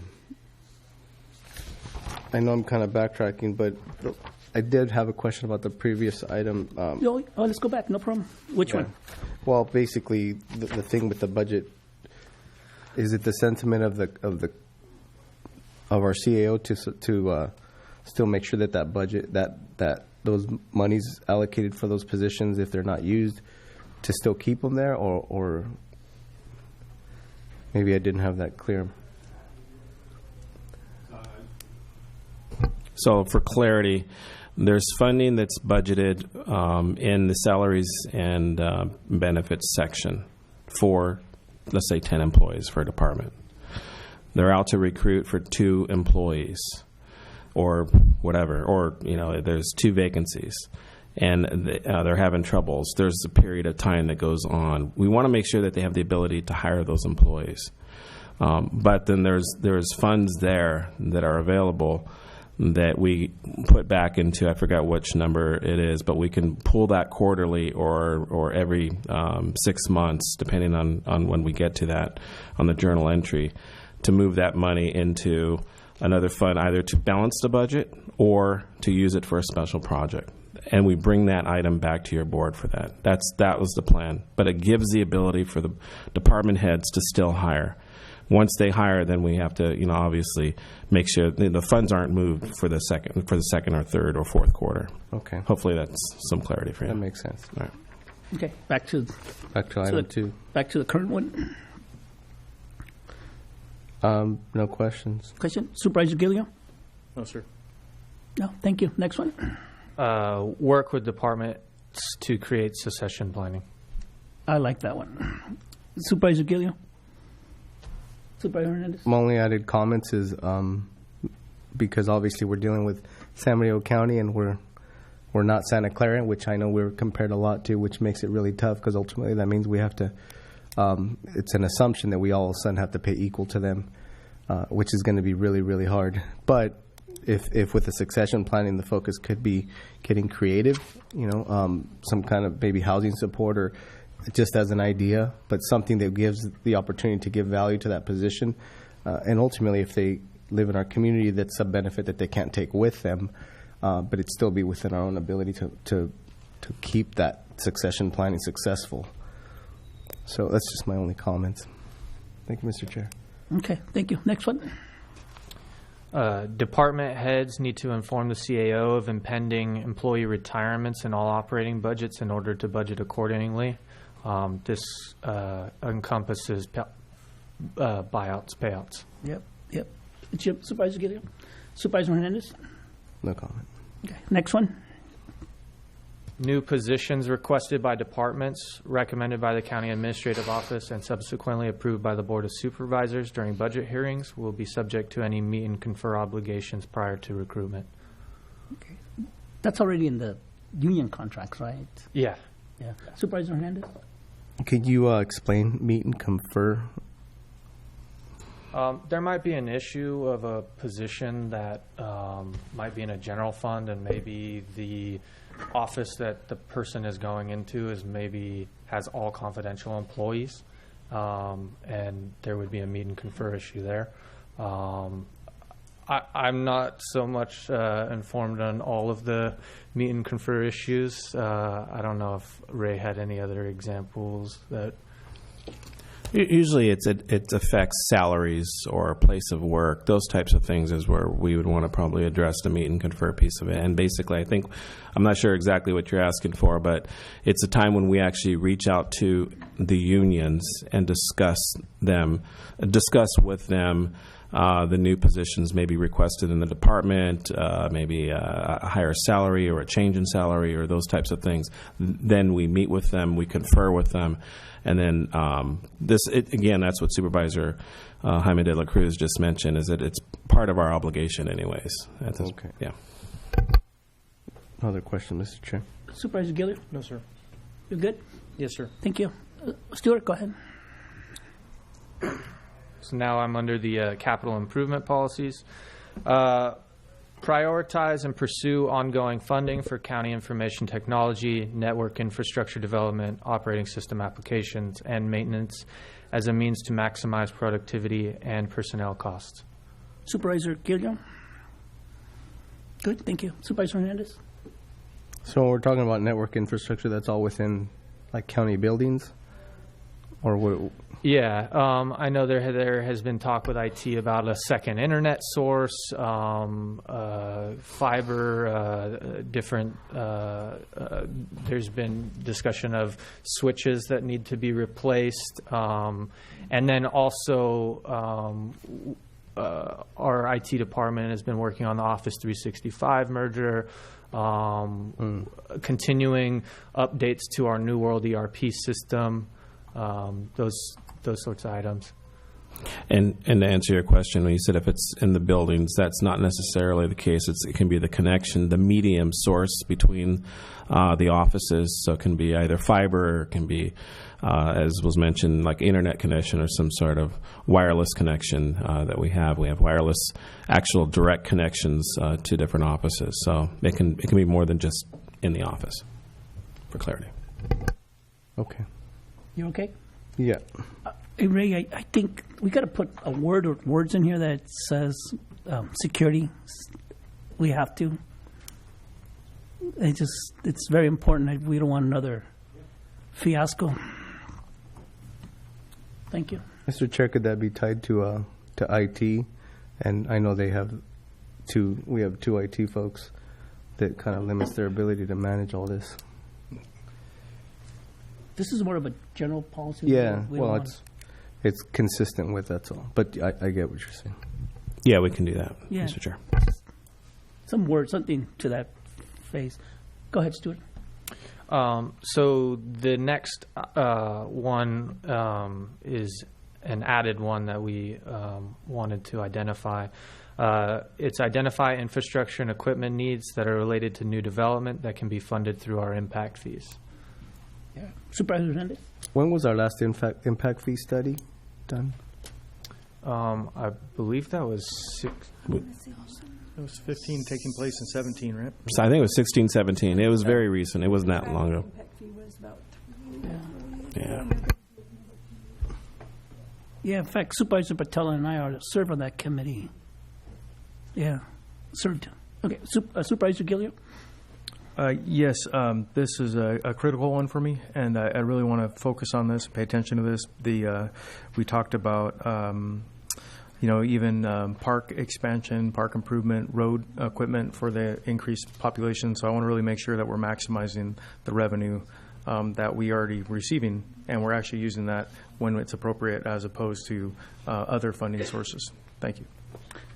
Actually, Ray, what we should actually put in here too, as a reminder, something to the nature that the impact fees will be reviewed, I don't know, every 2 years or every 3. I don't know. Well, So we recently did, I think, a 5-year report. So, but yeah, we can look at that. I mean, it definitely is something that during the Great Recession brought, brought this to the table. So I just don't want to get to the situation where the city hauler made their impact recommendations and it was like a huge. They should have done a kind of baby steps. Okay, thank you. Mr. Chair, I just had one. Yes. So if I'm reading this right, Stuart, the focus is the infrastructure and equipment needs, and then your budget accordingly. Yes, correct. So that way, it would be if the department comes to me, like roads is a great example. They come to me and they say we need a new truck. I'll try to help them identify if we can use, if there's any relation to our impact fee fund, that we can use some of those sources to buy that equipment. Same thing for any of our other infrastructure needs that are brought up. We can do the same. Okay. No other questions, Mr. Chair. Thank you. All right, next one. So I highlighted 3 out of the 4 next ones because basically those are the ones that we had discussed at the last special meeting for the general fund reserve, and we're still working on a general fund reserve policy that we can present to your board as a recommendation, and it would encompass these 3 reserves that have already been identified by the board in previous years. So the first one is to adopt a capital reserve to address infrastructure needs, identify one-time revenues as opportunities to increase the reserve. We have not, the only money that we have assigned in a similar fashion was the $2 million for the Hall of Records renovations. But that was an assignment by staff from recommendation by the board. What we would want to do is, for a capital reserve for the infrastructure needs, we would want to actually put it in policy so that it can be committed by the board to establish that actual capital reserve. Talking to CAO, we had mentioned that to actually start this fund, we might recommend to the board on the board's decision putting some money away to just get the fund started, and then we can continue to identify one-time revenues that we can put away in the capital reserve fund. But I just wanted to clarify that, Vice Chair. So you want to create the capital reserve, or you want a one-time allocation? Yeah, it's a startup. This is new. What was that? This is new, correct? This is something we haven't done yet. It's been in the policy to go forth and do it, but we've never actually established the fund. And that's why I wanted to, if the board wishes, to bring an actual general fund reserve policy, I can bring it with all 3 of these that have been discussed by the board in the past, and we can do that kind of all in one, and we can start establishing those. The capital reserve fund, I think, would be a little bit more, there wouldn't be as much constraint on it because it's not like our general purpose reserve fund, which is supposed to be for downturns in the economy. This is to start putting money away for our capital needs in the future.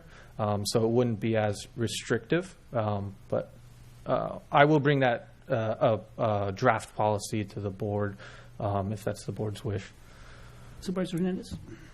So I'm, and I imagine I'm going to learn a whole lot more about, but I'm still a little bit confused as to what the capital reserve focus is. And I know it says infrastructure, but what exactly are we talking about? Just roads? Or are we talking about? I think not roads. No. This would be for our, like this building here, if there needs to be renovations on it, or any of the other buildings that the county has. It would strictly be for the county's buildings.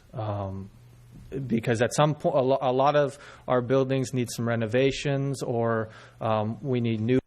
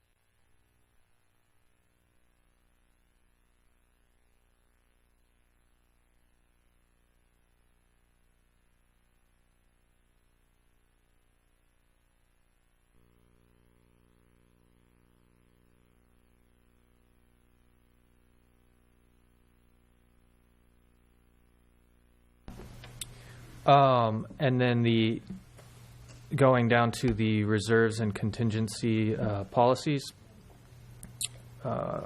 create a general purpose reserve fund of 25 to 50% of general fund budgeted expenditures, excluding one-time expenditures. This will be adjusted each fiscal year as needed. Create a contingency plan within the recommended budget to address unforeseen expenses or revenue reversals each fiscal year. This is an item that I will continue to change, especially if the board wishes to bring that policy back for general fund reserves. We're going to identify an appropriate percentage level to keep in there and make that recommendation to your board. And I think I will be, now that I'm reading this over a fourth time, I think I will be pulling the created contingency plan item out as its own solo item, because that should be separate from that general purpose reserve item. Okay, thank you. Supervisor Gilliam. I don't have a lot to say. I think this is something that we need to discuss as a full board as we're going through our budget process and look at what our current reserve percentages, what our needs are for the year. I think there needs to be we definitely want to have a policy, but there has to be some flexibility as well, because our revenue is going to ebb and flow, and our expenses as well. So I think we need to kind of watch this and make sure we have a healthy reserve. However, we need to, I think, take a look at this every year. Yeah. Okay, thank you. Supervisor Hernandez.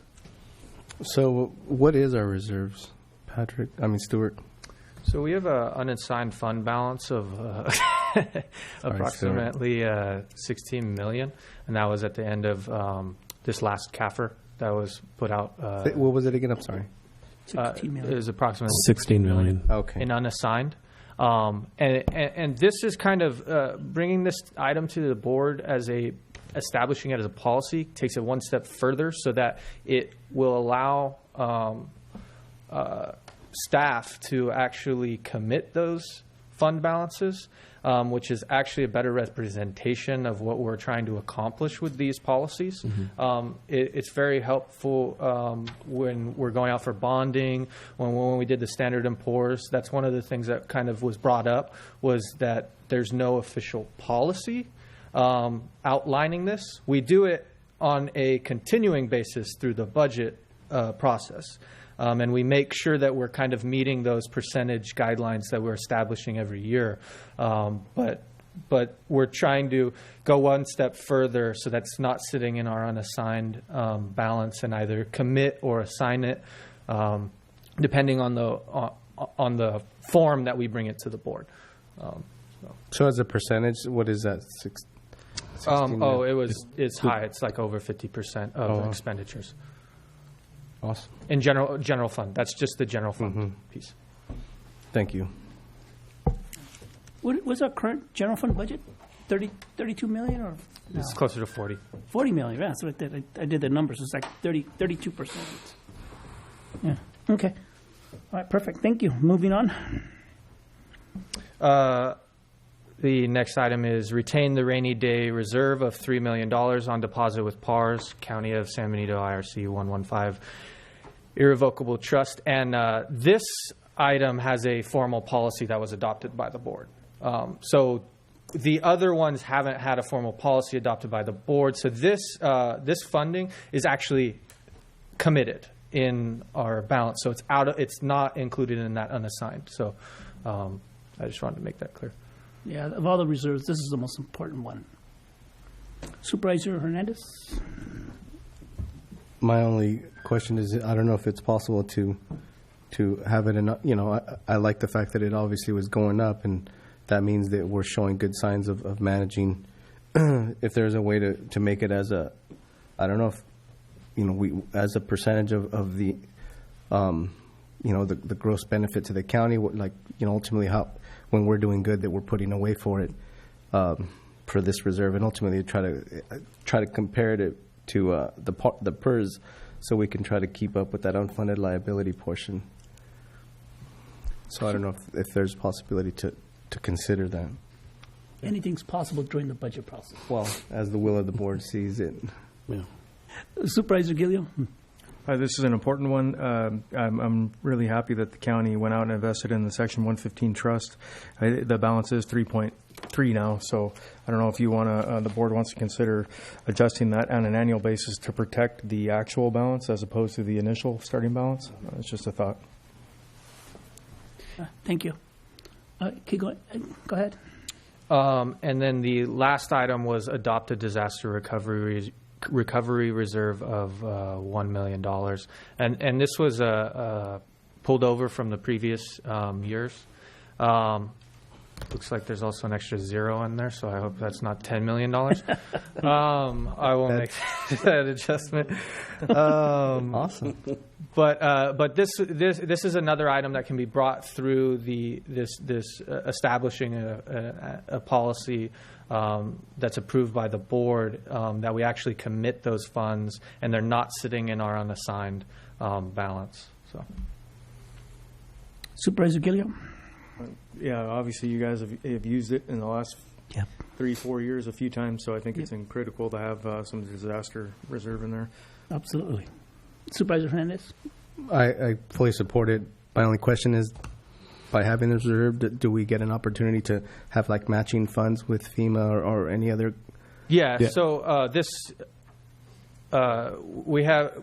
That's what we've been doing. We're still collecting funding from FEMA.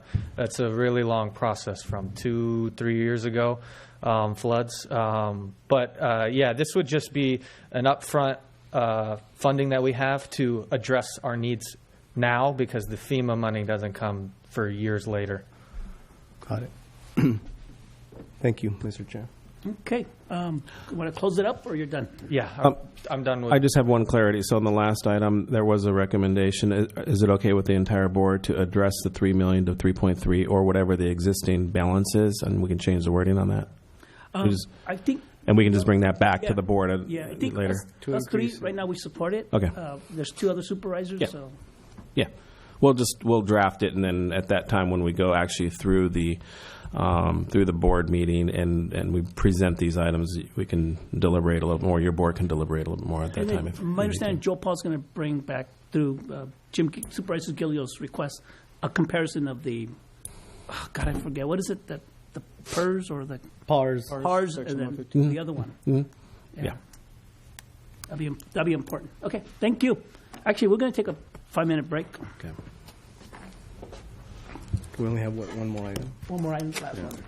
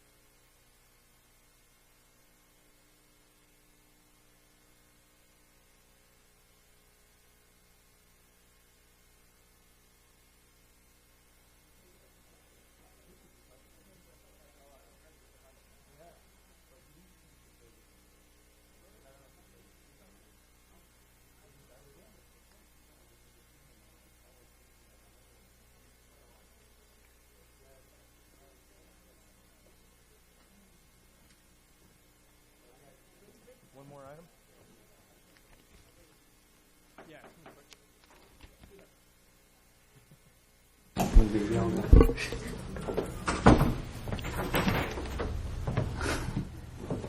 Okay. Go ahead, Stuart. Okay. Last item. So I just wanted to highlight for the board before we provide the CAO's recommended budget at the next meeting to kind of go over what the department requests are.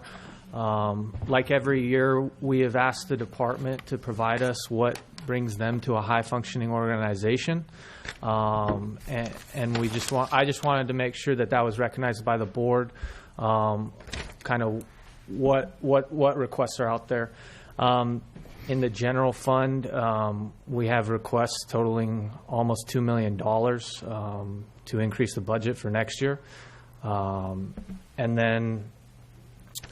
Some of the big issues that have been brought before the board are the opening of the new jail. We need to get that staffed to, at a bare minimum, the state standard, as well as we have some the departments have talked to me about the elections department and the additional mandates that are coming out and the work that is continued to be pushed onto that department. Additionally, probation has talked about some of the state mandates in the juvenile hall, and additionally the library and RMA have talked about the staffing levels and the hours that they're open. So I just wanted to kind of provide this list to the board so you guys have that in front of you when making the decision for the budget to see what all of the requests were. Additionally, the HSA fund has requested some additional staff. One of the big ones that they've put in there is their eligibility specialist increase. This is from what I was told by them, and if the board needs any clarification, this is for a program to get their to do a training program. Last year they got in basically 3 FTEs. They want to increase that an additional 3 because they have a high turnover with their eligibility specialists. So this is an onboarding training program that will allow them to have people available once they have vacancies. And this program, they've told me, will greatly help their issue of filling those gaps. And then additionally, behavioral health has requested a few additional FTEs as well. But I just wanted to make sure that the board was aware of all department requests for the new fiscal year. The CAO's office will look at all of the requests, address and try to address these pressing issues for the county within means of our operating budget. So with that, were there any questions for me on this? Supervisor Hernandez? So, I mean, I'm going to get into a lot of questions once we get into the individual process. So, yeah, no, I don't have any questions. Thank you. Supervisor Gilio? Just quickly, I did sit through, I think, almost all of the budget hearings with the departments, not budget hearings, I'm sorry, budget meetings with Stuart and the department heads. My understanding is that there were 2 correctional deputies for this fiscal year and 3 for next fiscal year. Is that correct? Or is this 5 additional on top of the 2? That's what my notes I have here. There was 2 for 19 and then 3 additional needed. So it was 2 were added in 18-19. 3 are being requested to get to the state minimum staffing levels for the corrections department with the expansion. Those 3 are for would be for 19-20. additional discussions, they have requested 5 to basically get them to a higher functioning organization, but that 3 are the state minimum that they need. And this was all brought, Supervisor Gillio, when the jail expansion project was first started, the request was for 5. So we would be getting them to their 5 minimum that they had requested. Yeah, and the actual need is somewhere, looking at my notes, I don't see it right away, but it's actually like 15. I mean, it's to get to where they really want to be. This is very conservative. I just wanted to make sure we point that out. And then for county council, I believe we met in your meeting, and you talked about reclassifying a secretary position to a paralegal position. And this shows a paralegal and a legal secretary too. Can you talk to me a little bit about that? Yes, I was, after that meeting, we had debated internally a couple different thoughts regarding the position, but this would be like the optimal staffing for our office, so we could have one person focusing on the document management, the billing, and the clerical functions of the office, and then we would have the paralegal that could assume some of the duties, such as the contract review, and take some basic, functions such as public records requests from the attorneys. Our department is directly kind of affected by some of the staffing and other issues that are going on in different departments. So I know that, for example, as staffing increases in other departments, primarily RMA, the office workload will increase on planning related items. And if we can switch some of the basic public records requests and like contract reviews to the paralegal, that will free up an associated amount of time with the attorneys that could focus on other items. Yeah, so that would be the ideal sense, right? staffing. You're using a lesser expensive position to cover and that only on technical.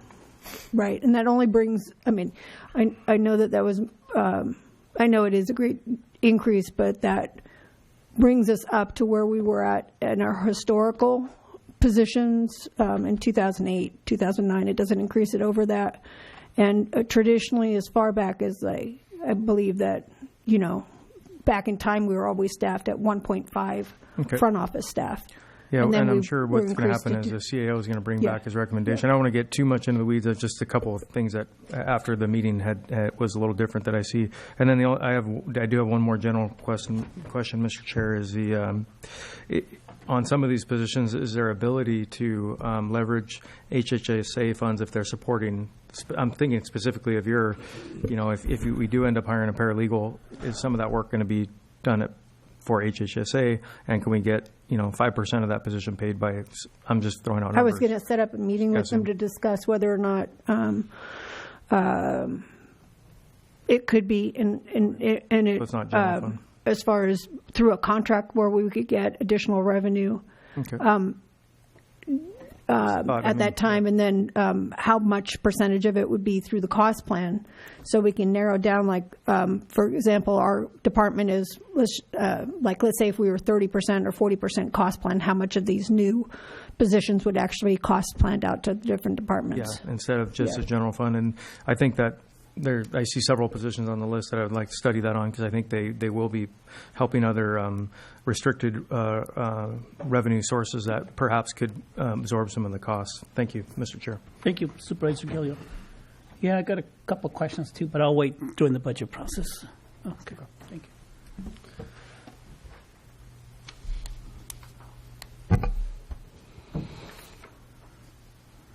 So this is the last item, and it'll be fairly quick. I just wanted to provide the board kind of the new recommended way that we want to present the budget in the budget book. As a board may remember, or may not, because we have 2 new supervisors here,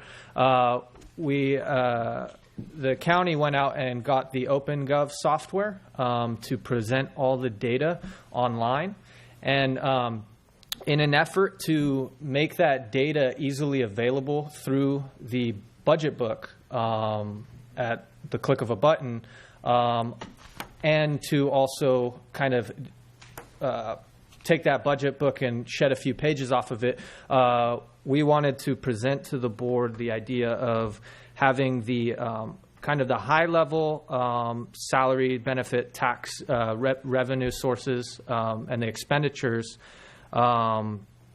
as well as then going down to all the narratives, as well as the PCN listing for that's the FTE count for each department, and there would be access towards the bottom to actually click onto OpenGov. This link got messed up, so I'm not going to click on it, but it would basically open up to OpenGov so that the public, the board, anybody that wants to look at it, you can come down and look at the more detailed levels, and you can put this in any format that you want. You can change it from a graph to a pie chart, and you can look at expenditures versus revenue. But you can go actually down here and go down all into the detail of all of our specific accounts and where those are getting charged out to. The idea for this next year would be that in conjunction with some help from the auditor's office, who has been putting this data up as they've completed years or budgets have been completed, is to actually get the CAO's recommended budget up here before the next meeting, so that the board can just click on that, and if they want to see a very specific budget piece and where those accounts are, you can just click on that and it'll populate you to the website so that you can see that. Additionally, before the year's over in December, I'm going to try to be getting us to an integrated format with OpenGov, so that the data for actuals will be uploaded. I think it takes like 24 hours. So the information will be current, it will be up to date, and there will be a direct link between our New World system and OpenGov. I know that this has been talked about for a little while, and I want to get that jump started and make sure that that happens by the end of the year, so that anybody from the public that's using our budget book can go straight in. If you're looking at a very specific department, it's easy to get. It's easy to get that detailed information that you'd like to see. So that's what I wanted to present to the board, and to get. To see if the board was on board with me approaching the budget book in this manner going forward. So we will no longer get that big, thick book. I was just about to say. Yeah, well, it's still going to be fairly big, but it would shave, maybe 50 pages off of it, because every single department wouldn't have the specific detail, but you would have it here with just a click of a button to view it. Yeah. It's reducing more or less from 4 pages to 3 in the budget book, but you still have access to all the detail. Okay. Through the link. Supervisor Gilliam. Yeah, I support this, and I want to thank you for all your hard work to get this done. If you look at, we just went through our draft goals, number 5. I'm just going to read it. Increase transparency of the true cost of government, and it goes on a little bit more. Critical, this is doing exactly what you just said we're going to do, and I really appreciate that. I personally prefer the ability to use my technology to be able to click and go to where I need to go, and that's, some people prefer paper. I prefer it this way, and I think it's a lot easier for our community to have access to and understand with the visuals. So thank you for doing that. If I could make a response. It additionally will cut down on time in the CAO's office to build out and make sure all the formulas and cells are correct. We add new accounts all the time. So that means if we're doing the high-level detail, we have to go back and make sure that specific account is added in. And that does take some time in that admin office to do. If we can have the integration and it be just a click away, then that I think that makes this process very easy. Thank you. Supervisor Hernandez. Yeah, my only question is I like having it on the iPad too, but I don't know. I'm just a paper guy, so Is it possible to have both formats? Yeah, we could. I would just leave the detailed information on the budget book if that was the board's wish. Yeah, that's fine with me. Maybe just, especially being new, I want to have a good sit down anyways and understand the details. And I can run, just to let the board know if you ever need it, that's something that I can run for you as well in our ERP system. We've been, instead of using the ERP system's format and just printing those all off and then trying to move them into a PDF, we have tried to make our own version of that because it's a little cleaner. But we do have that ability to run any specific one at any time. I appreciate it. Thank you, Mr. Chairman. Yeah, I'm an old-fashioned guy, and I want that binder in. Okay. If you're going to save a page, I'm okay. Perfect. I think it's more time. This is really kind of where this is at. Stuart and I sat down and reviewed this, and there's a lot of work on the back end. There's some employees that have worked here in this office from years past, and it takes the whole department to sit there and go through this process, generating all the paperwork. And there's we've made a lot of advances, but there's still a lot of heavy lifting that needs to be done. This will eliminate a lot of that heavy lifting because a lot of it's already in the system. But it doesn't mean that we can't print those things out and provide you that information during the budget hearing from the system itself, and provide some copies for the public. Yeah, the small details, the way that you're limited, I'm okay with that. I want to look at the big picture. So I'm okay with that. Are too. you? So you're fine with this? I'm fine if you submit a hard copy to us like that. I'm okay. And then have the detail be if I want details, you can contact me, or we can click in on and provide you that information separately. Okay. Yeah, that'd be perfect. That I want to make sure that's a consensus of the board before I don't do that at the next meeting. Mr. Chair, just one more comment. I think we need to, you mentioned today the link wasn't working, and I've had some recent issues with links. We just need to make sure that this is robust, functioning, and if you make an update, the link actually updates as well, because we can't have any errors with this. It's got to work. Thanks. Yeah, good point, Supervisor Gilliam. Okay, let me open up to the public. Do you have any speaker cards? Anyone from the public? None, I'll close it. Last comments, I just want to say I really do appreciate Joe, Paul, Stuart, Ray, and the entire staff. I remember the first couple budgets that we did in 2005. It was crazy. We had the whiteboard back there, and we had papers everywhere across the whole room. We just couldn't figure it out. Today, with technology and with the right people, we're going to do it right. Thank you. Thank you. Any final comments before I ask for adjournment? No, is there a motion to adjourn? Motion to adjourn, Mr. Chair. Second? Second. All those in favor say aye. Aye. Against, motion carries. Thank you.